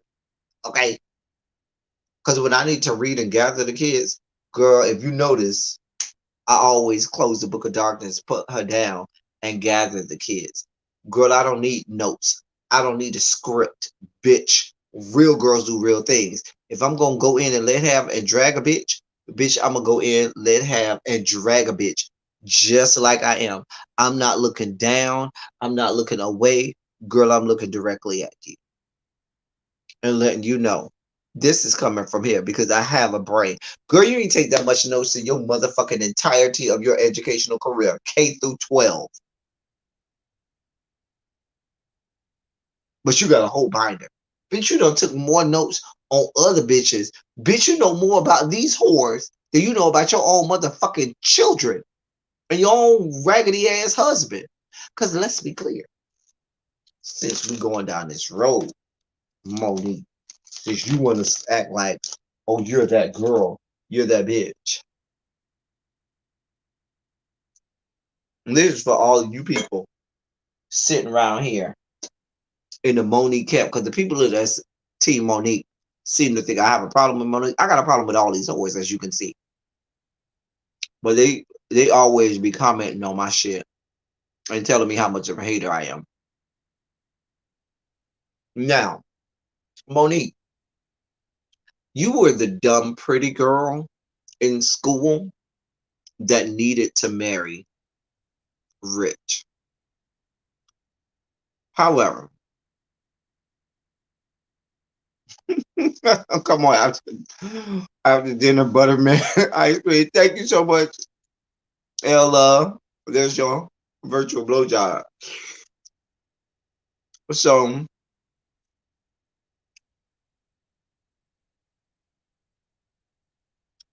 girl, Monique, while you are a beautiful woman,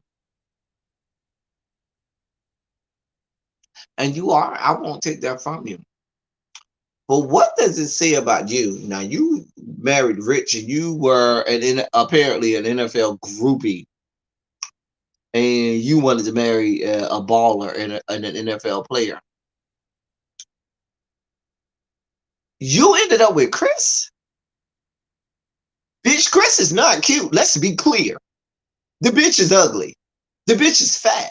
And you have to have sex with him, riding him. Because if that bitch lays on top of you, bitch, you will die. You will suffocate and die if he lays on top of you. So he's always on bottom. You're always on top. You're always riding. Or he's doing you doggy style. Because if that bitch fucks you missionary position and he's on top, bitch, you will suffocate and die.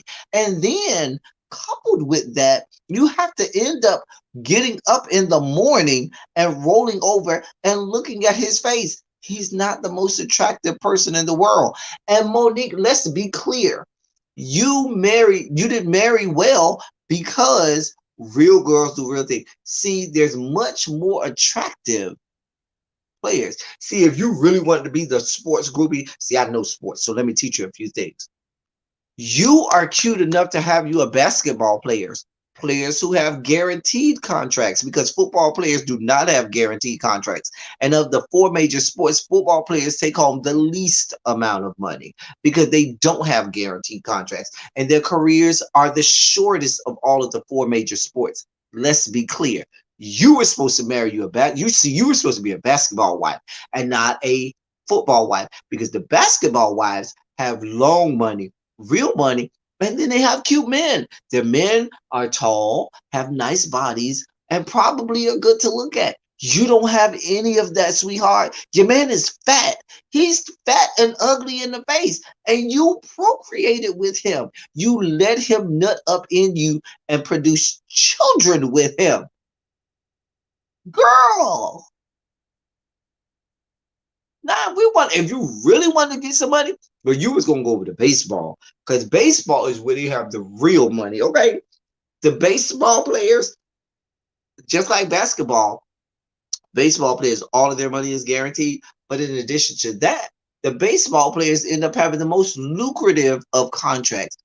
That is where you were supposed to go. You got baseball players sign a contract, and within they sign a 7-year contract, first or second year of that contract, they no longer in the league, but they got that money coming for the rest of those years, guaranteed.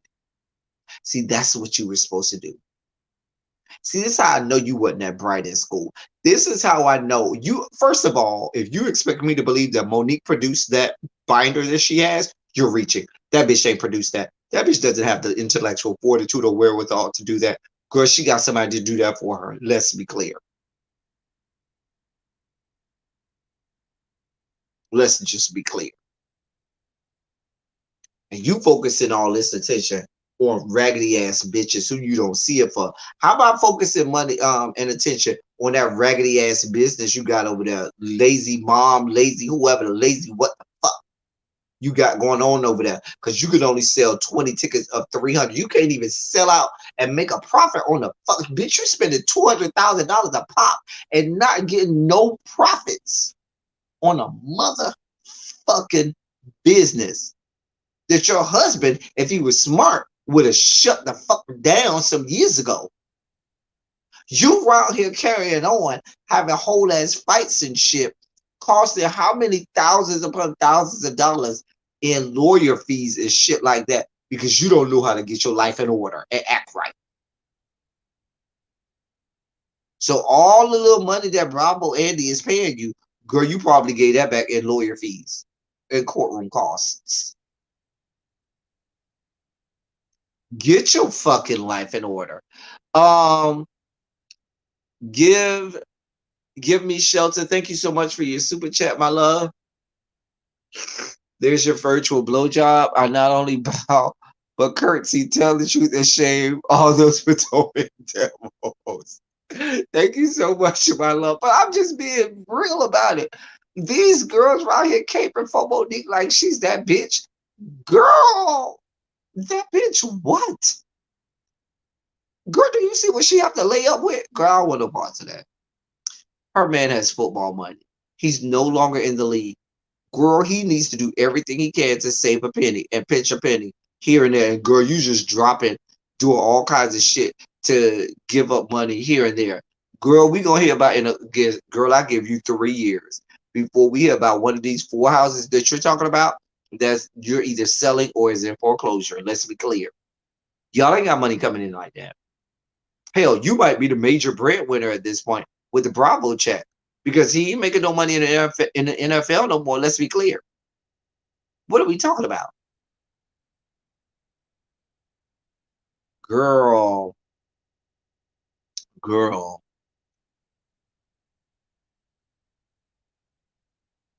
girl, get your life in order. And anybody who believes that that bitch came up with that binder, girl, she got all kind of annotated notes and shit. Like, girl, oh, I have a divider for each one, even for myself. That's how you know the bitch ain't come up with this shit. Because if I'm trying to read the girls and I'm coming up with a binder for all these girls, why would I have one on myself? That's how you know the bitch ain't come up with that shit. You told on yourself, stupid ass whore. Stupid ass whore. And then, while it was a good drag and good read of Giselle, you told us some shit. I thought you was finna come out with some shit that we didn't know. Girl, from what I understand, people knew before the season even started that the relationship between Jamal and Giselle was fake. Okay. Once the season started and we looked at this relationship, hell, I watched a bit of any of the previous seasons. I could tell that the relationship between Giselle and Jamal was fake. So, girl, you ain't dropping no real tea out here like, oh, girl, like, oh, we know that. Girl, get your life. And why do you care? Girl.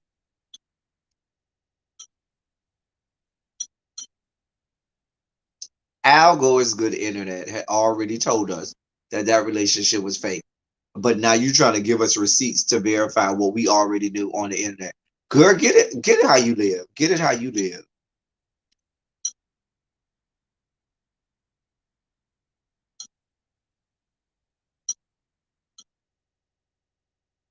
Child. Right, Lunam, like the people knew already, girl, you over here like you just really drop it down. Like you just really drop it.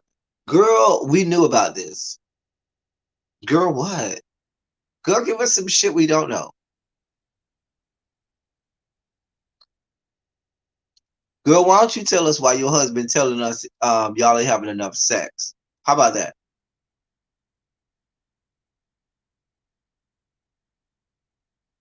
Since you want to drop receipts. Child. This shit is real tired and real like fourth grade. Girl, girl. See, this is what happens when you're not on this. Because let's be clear, she ain't been on most of this season, and what this season proved is they don't need you on the show to continue. You're not needed, sweetheart.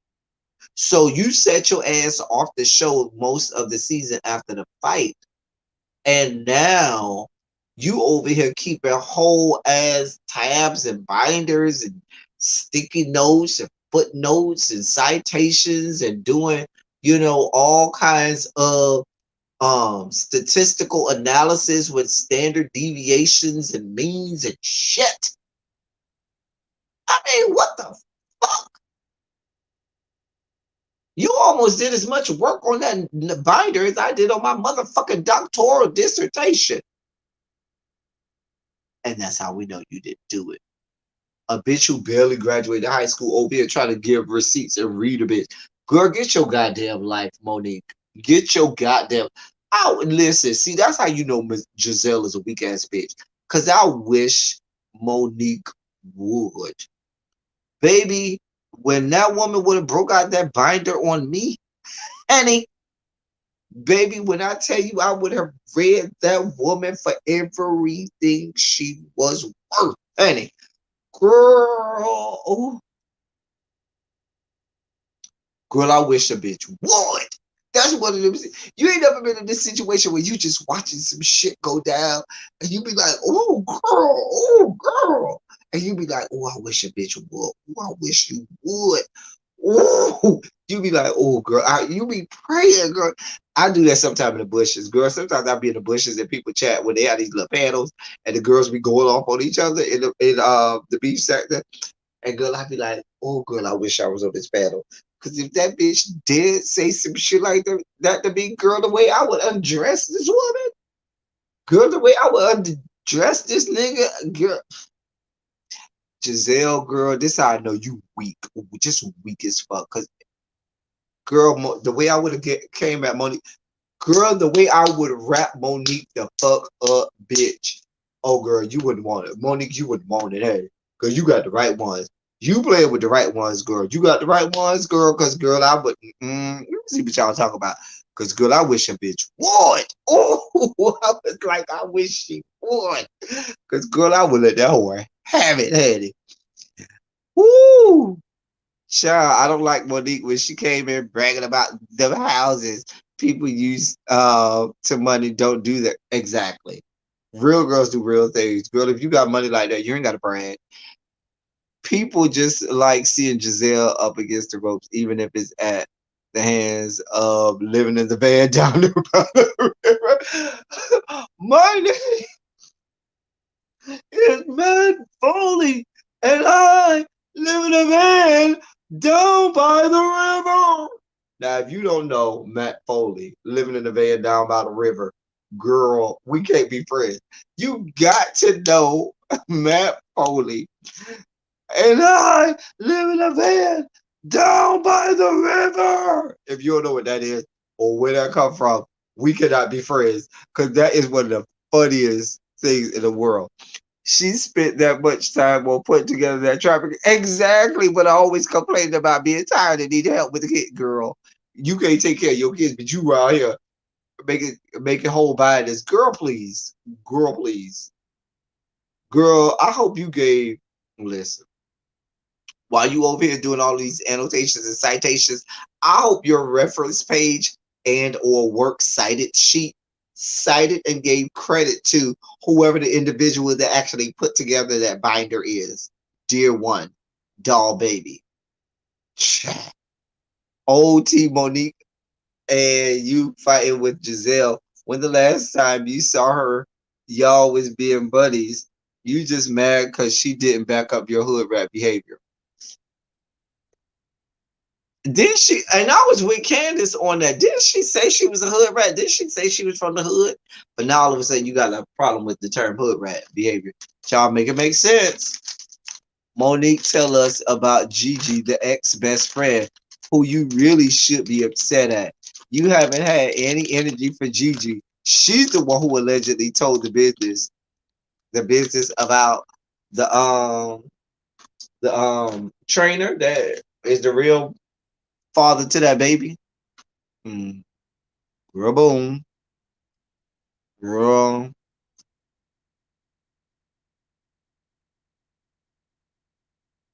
She should have been asleep for as busy as she is. What if Juan and Michael's relationship is in that binder, child? You better read that, child.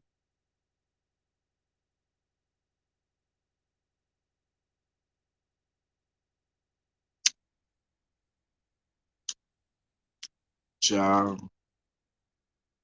These girls have a lot going on. That trapper keeper would have been null and void, but Giselle sat her with her lip folded. Exactly. Girl, you would have had to put that trapper keeper to the side, because baby girl, when I would have read you down,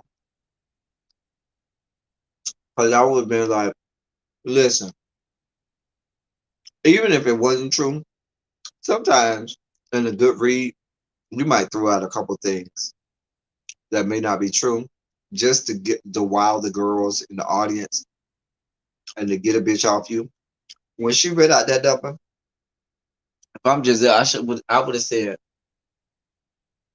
unlike you, sweetheart, I don't have time to keep binders because I have my own business. But since you want to go there, I already know. And if you want me to, the next time we see each other, I can bring my binder that I have with the receipts of the conversations you had with this trainer that birthed, I mean, that, procreated with you.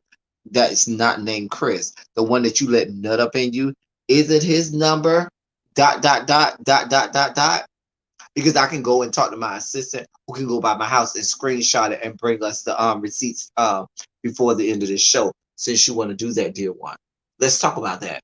Why don't we bring Chris out so we can have Chris see these receipts that I have of you talking to your trainer or your, the guy who nutted up in you to have that real baby. Can you produce the DNA test between you and Chris that proves that that's Chris's baby? Since you want to have binders, girl, bring out the binder that shows the DNA test that shows that your last child is your husband's. That's the only thing we want to see in the binder. If it ain't that, girl, what are we talking about? Because you worried about me and I ain't worried about you. But your husband needs to be worried about whose child that is. See, that is how you gather the girls.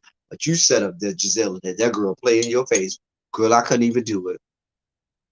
Monique, like a true cow, knows who she could try. Exactly. She probably got ran out of New Jersey by the county hood, South Jersey. Child. Child.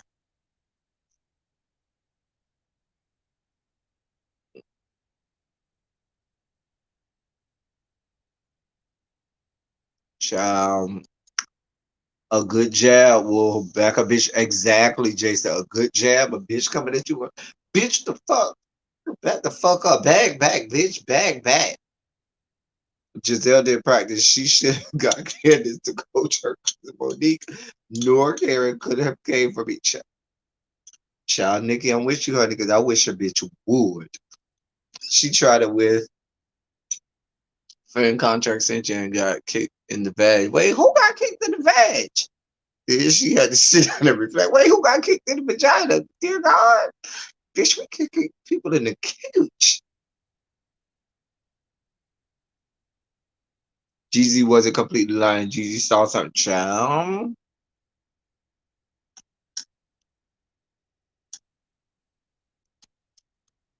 I would have made Monique black out and try to find me, girl. Exactly. I would have been like, because I would have started off, I would have said, dear one, you want to go there? By the time I'm done, sweetheart, you'll be blacking out again, trying to run over here and fight because we know that's what you do. Because we know you like to fight, girl. We have security here for you if you like to fight. Because see, I would have started off with something like that. Girl, you want to try and gather me? We have security here today. So when you decide to black out again because I don't read you down too hard and try and run over here and comfort me and try and beat me down like you did Candace, girl, security will come and gather you, girl. So think twice before you try and do that. So now let's get down to the real nitty gritty. Girl, does that binder contain the DNA test that proves that Chris is the father of your child? Because if it doesn't, what are we talking about? Girl, that's your only storyline this season. Let's be clear. Your only storyline this season is whether or not your child belongs to your husband. Girl, I wish a bitch would. Girl, after I would have gathered that woman, uh, child, you about to lose your job. Yes, man.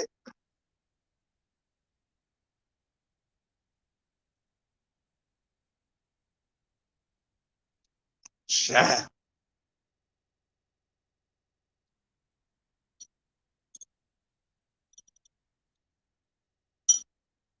Oh, you talk about Portia? Child. But child, Monique, don't worry about what I got going. I would have been like, girl, don't worry about what I got going on. You worried about how the fuck you gonna breathe tonight when your husband lay his big ass on top of you and try and fuck you with his little bitty peen, and you over there struggling to breathe. How about that? Because when my husband lays on top of me, dear one, I can breathe. Can you say the same? Girl, I would have gathered that bitch. Girl, that bitch wouldn't be able to tell me shit. Girl, I would have read that what girl. Girl, I would have read that woman like I'm reading War and Peace, long and hard. Girl. Enough of Monique and her trashy ass. My least, we're on our to our last housewife. I didn't even know I was gonna be on here this long, people. I don't know how I stayed on here this long, talking about these raggedy ass whores. And now let's talk about my least favorite housewife, the bitch. Or if you want to say she's on top, you know that child. The bitch who, if you want to say L Teddy 27 don't see it for, it is Ashley. Let me get my chips for Ashley. Hold on, y'all.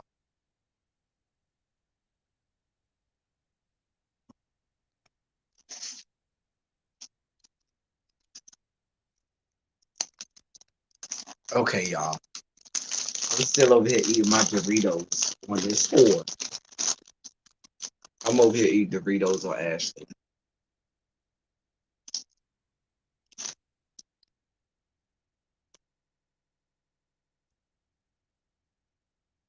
Ashley. Urgh, Satana. Listen,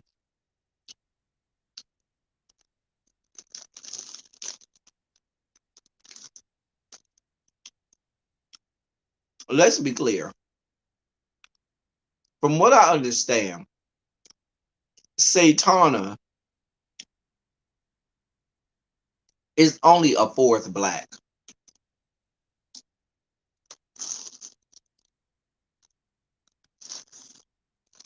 Because I think the now y'all correct me if I'm wrong. Isn't the dad white and her mom mixed? Y'all let me know in the chat. I think if I'm correct, her dad is white and her mom is mixed. Let me know.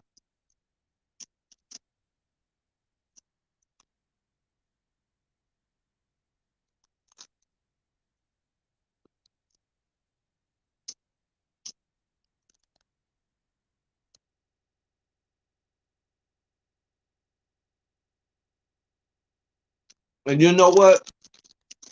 Somebody, Jason was nice enough to.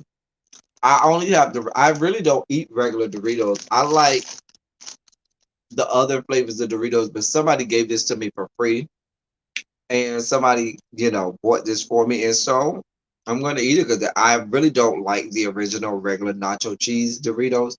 But because somebody bought it for me, I will eat it and enjoy it, and I'll eat it. But if I'm buying Doritos, let's be clear, the regular pack of Doritos is like the regular red pack of Skittles. If you still eat the regular red pack, the original pack of Skittles, you something's wrong with you. Nobody eats the original red pack of Skittles. Nobody.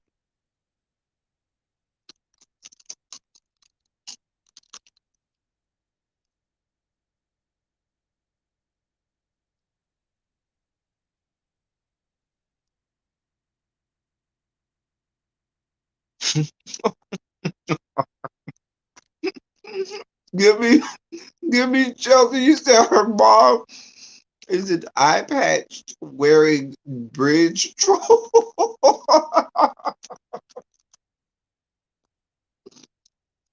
Listen, so from what I understand, y'all are horrible. Satana, Ashley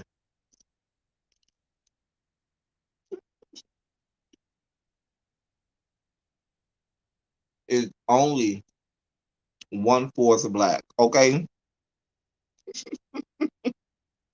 I'm still laughing at Gibby Troll calling her mom an eye patch wearing bridge troll. I love y'all. I completely love the fuck out of y'all. Yo, we talk about Real Housewives of Potomac, Nikisha Barnes. Welcome. Listen, you call Satana's mama a eye patch wearing true bridge. Wait, let me get it correct. Eye patch wearing bridge troll. Girl. But let's be clear. Satana only identifies as black for the purpose of being on this show.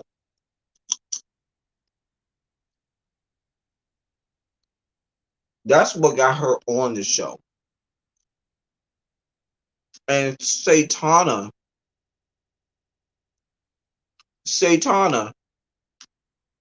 uses that 1/4 blackness to try and get her in the conversations with the rest of the girls.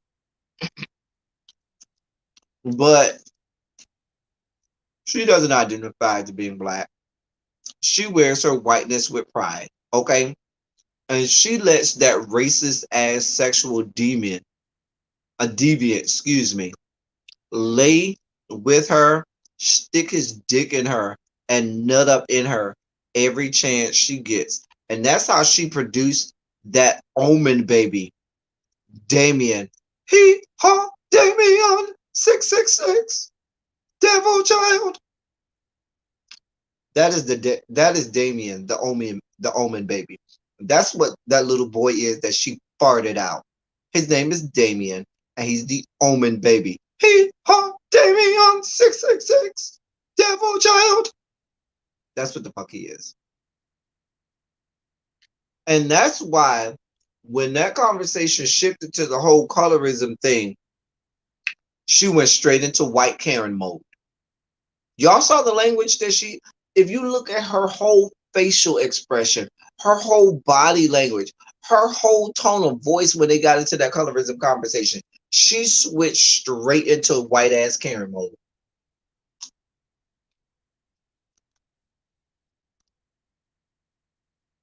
One-fourth black and three-fourths four-headed. House she is forehead. Baby, she got a 5 head, bitch. That ain't no 4 head, that's a 5 head.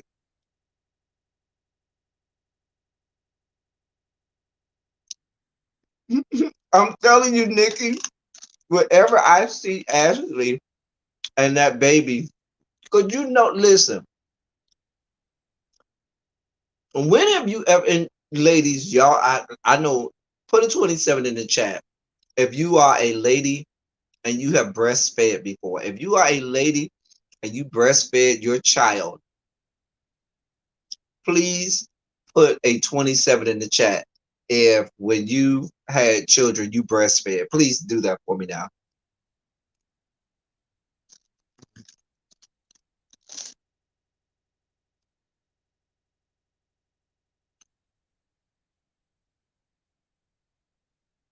Now, I was not breastfed personally because I was raised by my grandmother and grandfather, but most of the women in my family breastfed their children.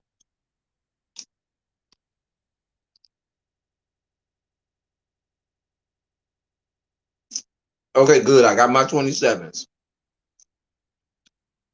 Find it funny. Maybe I'm wrong. Maybe I'm looking at this wrong. But most, like I told y'all, most of the women in my family did breastfeed. I didn't find the women in my family popping out their titties like that all over the place, like Ashley does. Like, why is it that every time the camera is on, you want to take this opportunity to let a titty fall out and you start pumping breast milk? Because last time I checked, Wendy was also has a child your same age, and she's also breastfeeding. But we don't see her titties popping out everywhere. But every time you see Ashley old bitch ass, this woman flopping a titty out and pumping, like girl, like are you leaking all day long? Like are you on this perpetual leakage thing where you are just perpetually pumping out milk? I'm just like I got a lady. I could be totally wrong, and I'm looking to you ladies to school me on this whole breastfeeding thing. But this whore is always talking about she's pumping milk for her little Damien Omen baby. I'm just saying.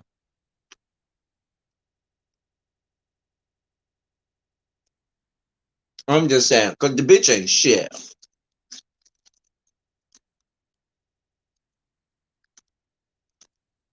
He was boy with shark teeth. Give me shelter. He was like an evil offspring. I'm telling you. When you had a breast in your mouth and you loved it, ah, Jason. I've had things in my mouth, but it wasn't breast. I'm just being honest, Jason. Ah, Jason.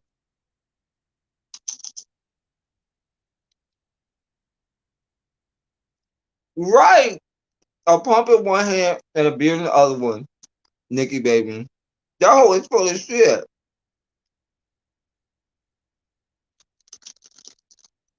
Remember when she went over to Giselle house that one time and they were casually having a conversation?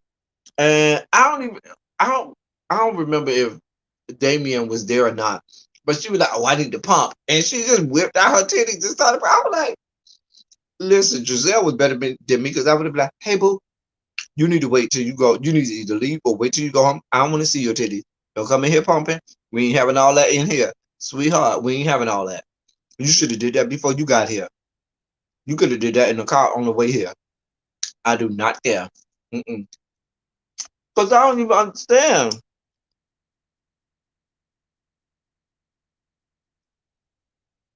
Even in front of those side uncles, you know what? I didn't breastfeed my kids when a real fool.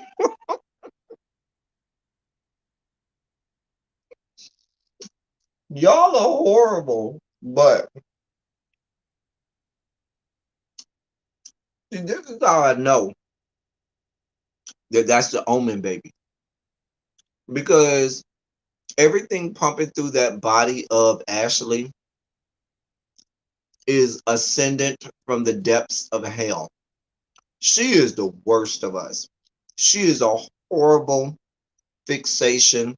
She's a horrible specimen of the Homo sapiens species. Okay, she is a succubus.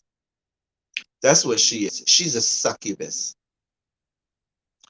and she wants to feed and funnel and channel all of her evil into that omen baby that she has.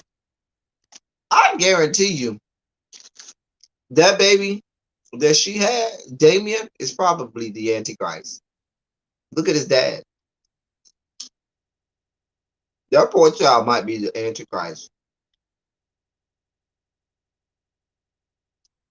I'm just telling you what I know. Don't be surprised if that baby is the Antichrist.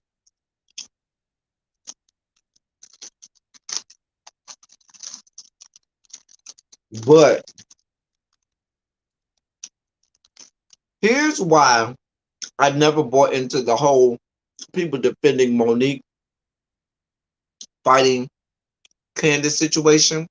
Because for as horrible as Candace is, and as horrible and as much and as annoying as Candace is, Ashley is equally and sometimes even more vitriolic and more horrible with her mouth.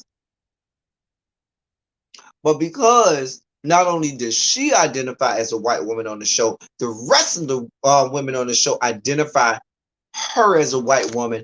And then they look at her husband, who's also a white man, privileged, rich ass white man, and say, oh, we're going to give her exceptions. We're going to give her privileges. And so even though she says all of this horrible, heinous, vitriolic ass shit, we ain't going to come at her with the same smoke.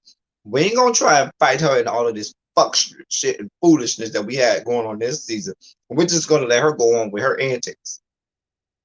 But fucking Candace, black ass, who couldn't even try to even any way, shape, or fashion identify as white.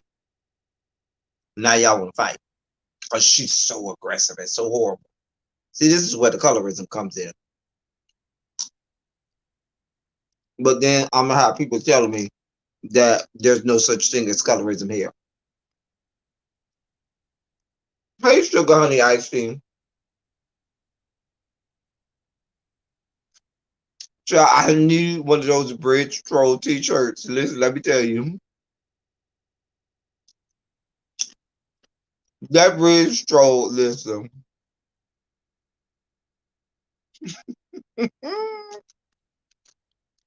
Listen. As bad as Michael is, Candace is just as bad. hmm hmm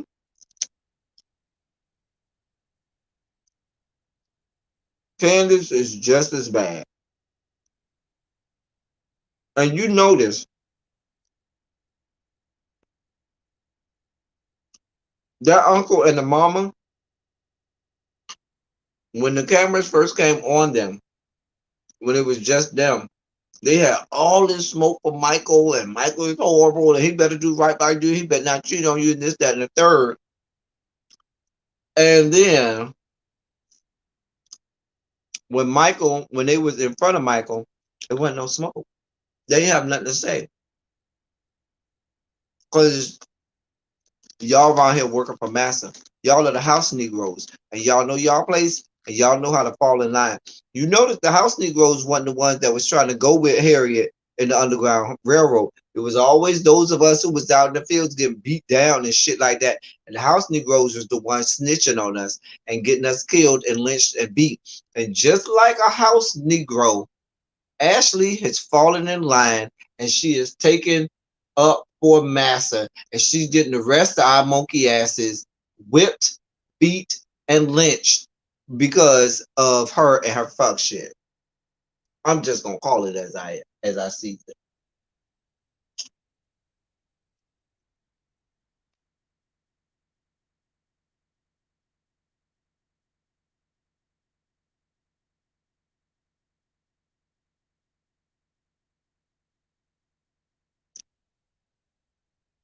Wait, we need Foy. Is my baby Foy Bay in here? Where's Foy? I need to text Foy Bay.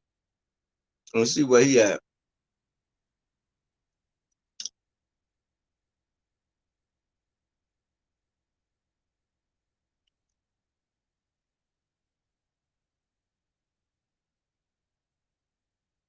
Listen, Ashley is the worst person on the show.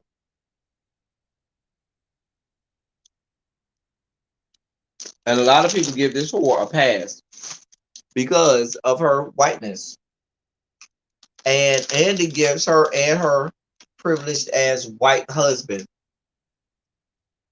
passes because of their whiteness.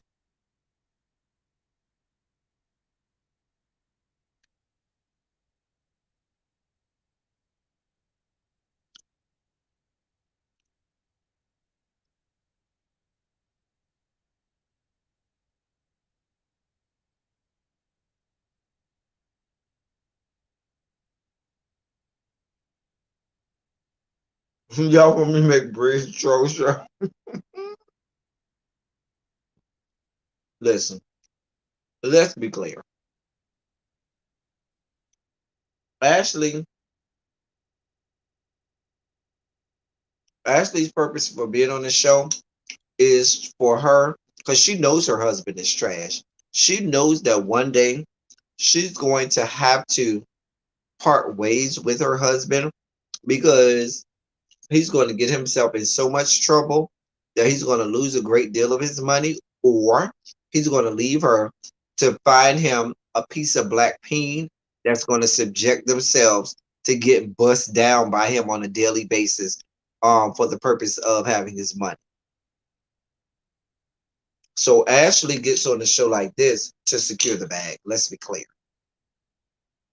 She's on this show because she wants to secure a bag and make some of her own money so that if and when Michael does leave her, she has her own money to help her and her Damien child. But I don't suspect that she'll leave him. I suspect he'll leave her. Ashley's never going to leave Michael. Let's be clear. Even if you hear about a story in the blogs or somewhere about Ashley leaving Michael, that's how they're going to tell the story. She leave Michael. Michael's going to leave her. Now the story may come out that she left him because that's the way they put the story out there. She's not leaving him and that money. He might leave her because he found him a man that's willing to put up with his promiscuity and that's willing to put up with him getting bust down every day by a new piece of black dick. Because let's be clear, I guarantee you, Michael Darby finds him a different black peen every day by which to get bust down by.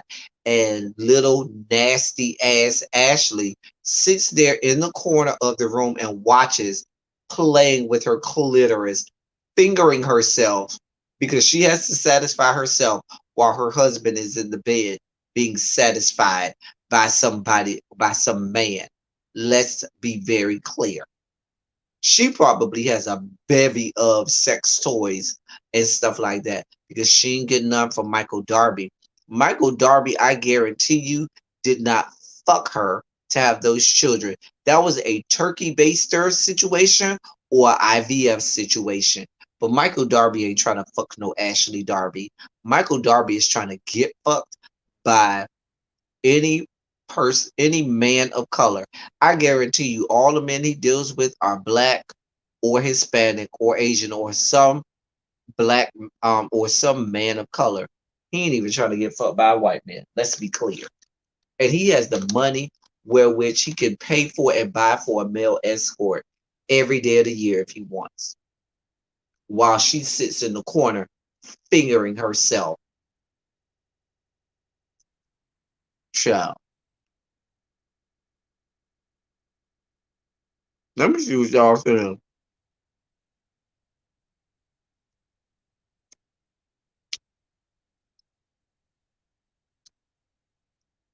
Bravo TV's Black Lives Matter special told me all I need to know about who are in the boardroom, child. No, I don't have no freckles. See? No freckles. No freckles.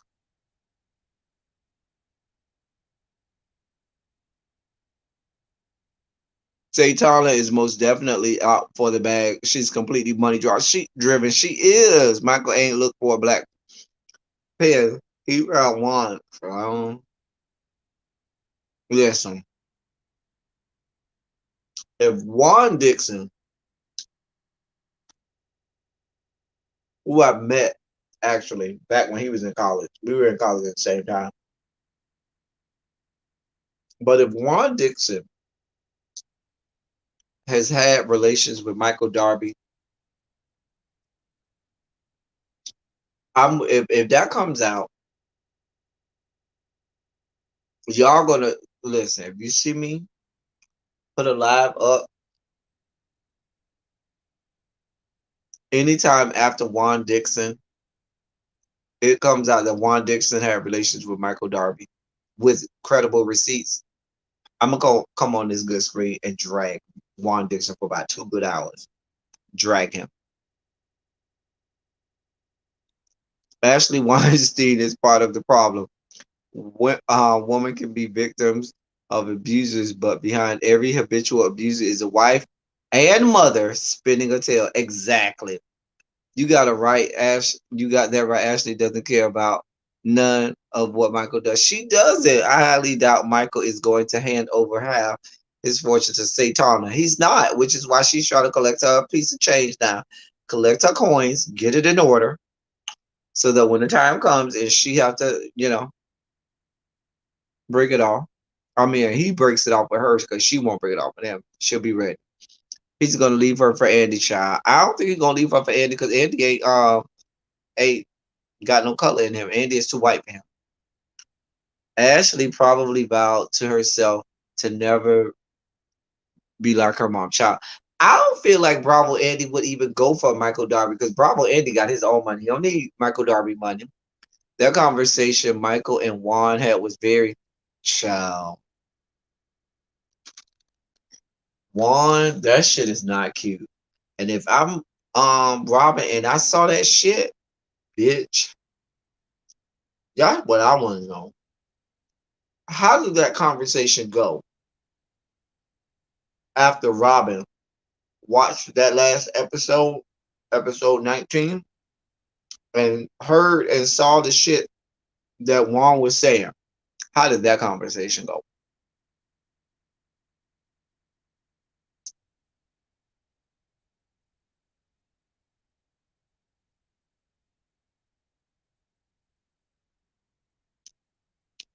Um,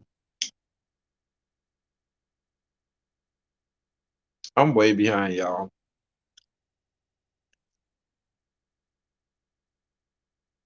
IVF cuckold.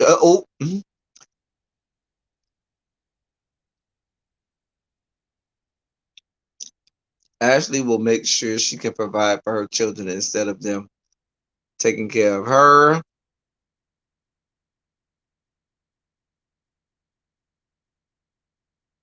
And in the event that happens, drop the link there. Chat, cause that needs to be a WWE wrestling match for the track. Girl, if that happens, girl, the way I'm gonna drag Wall for everything he's worth, post beard negotiation. Girl, Andy has better days to get with. Right, Andy, the only reason a bitch would ever get with Michael is for his money. Michael ain't got nothing that you want except for the money. There's nothing else about Michael that makes you want him.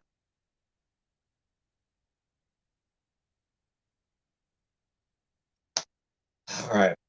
I'm not going. I think I'm done. What time is it? It's after 12 o'clock. Yeah, we about to get off here. Ooh, I had no idea I was gonna be on here this long, y'all. I gotta get up in the morning, y'all. I told you I gotta get up and go for a doctor's appointment. That's gonna take all of my morning. This doctor's appointment I got in the morning is gonna take my whole morning. Chat.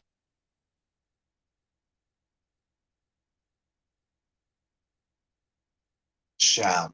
Anyway, y'all, I hope y'all enjoyed this live Real House of Wives of Potomac. I enjoy being here with y'all. I know y'all had a lot of other places y'all could have been. There's a lot of other people having a lot more interesting things to say probably about these people. Because I told y'all in the beginning, the people who really watch this show have been reading me down because they say I ain't been watching since the beginning and I don't know shit. Because, girl. Anyway, but I have enjoyed being here with y'all and having y'all talk to me about this by myself, by my lone self. I plan to go live hopefully at some point tomorrow, maybe tomorrow afternoon. Oh, thank you so much. Give me shelter. I should be in bed, but I'm having too much fun.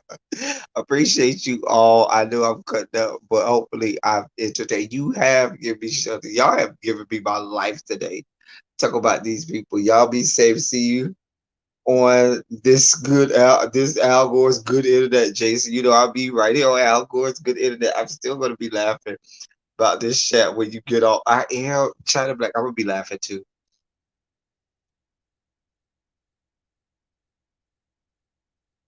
I always enjoy your commentary. Well, thank you, Shagani Ice Tea. Child, Give Me Shelter was giving us life today. Give me life. It should be your name. Nope, you know everything. No need to go backwards. Exactly. I'm not going backwards. Can I get some Shondos in the chat before we get off? Y'all know we do Shondos in, Shondos out. Shondos around the building, y'all. I appreciate y'all. I thank y'all for being here with me, for rocking with me. Y'all know I love y'all. Y'all love me. I love on y'all. I love y'all. I love on y'all. Thank y'all for rocking with me as we talk about these real child. Just so you know, even though I'm not reviewing Real Housewives of Atlanta, I am watching. And baby, it wasn't a lot this past episode on Real Housewives of Atlanta, but that conversation between Drew and her disrespectful ass husband at the end of the Real Housewives of Atlanta, child. Let me tell y'all something. That whole conversation between Drew and her husband cemented for me why my monkey ass is probably just need to stay single. I'm just gonna stay single. I don't need no parts of marriage. If it has to be like what the fuck she got going on with that disrespectful ass motherfucker, mm-mm, nope. Hey, sweet Polly. Hey, boo. Mm, Cause her husband is a whole disrespectful ass. You hear me?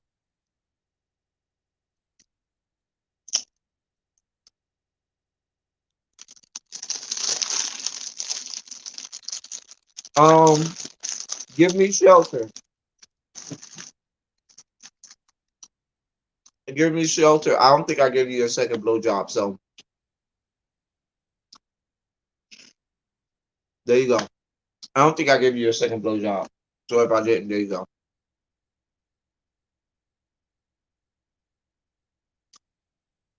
Exactly. Girl, listen, little baby, that woman was better than me. But Drew, I don't see how you do it, honey. I do, girl. Mm. You ain't finna talk to me like that. You ain't finna be disrespectful. And if he's disrespectful to her like that on screen, how the fuck you think he is off camera? Mm-mm. Won't play them games. Mm-mm. That's why the fuck my ass stay single. Mm-mm. I'm saying that, and y'all. I was in a whole ass relationship, and I'm recently single. I was in a whole ass relationship, so anyway. But I'm single nonetheless, cause men ain't shit. Men ain't shit. Let me flirt with Jason while I'm over here saying, "Hey, Jason, Jason, you still in here?" Well, Jason, what you working with over there? Cause inquiring minds want to know how much you working with over there.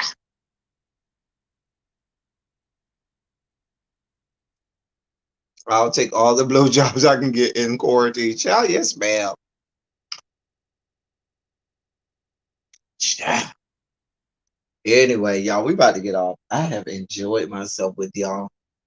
I'm about to go take me a shower, and then go to bed, get up, because I'm one of those black people. I'm gonna take a shower before I go to bed. Take a shower once I get up before I go to the doctor. Because if you grew up with black parents, before you go to the doctor, baby, you make sure you scrub, have on your best underwear, your best underclothes, because you is not going to nobody's doctor being dirty and not having on no clean underwear. Okay. Shondo's around the building. Love y'all. Love all y'all. Thank y'all for doing what you do. Thank you for always being vocal, present, and active. Thank you for loving on me. I love on y'all. Um, yeah, and we'll be here for it tomorrow. That's all I got for y'all. Until next time, thank y'all for coming. Y'all drive safe.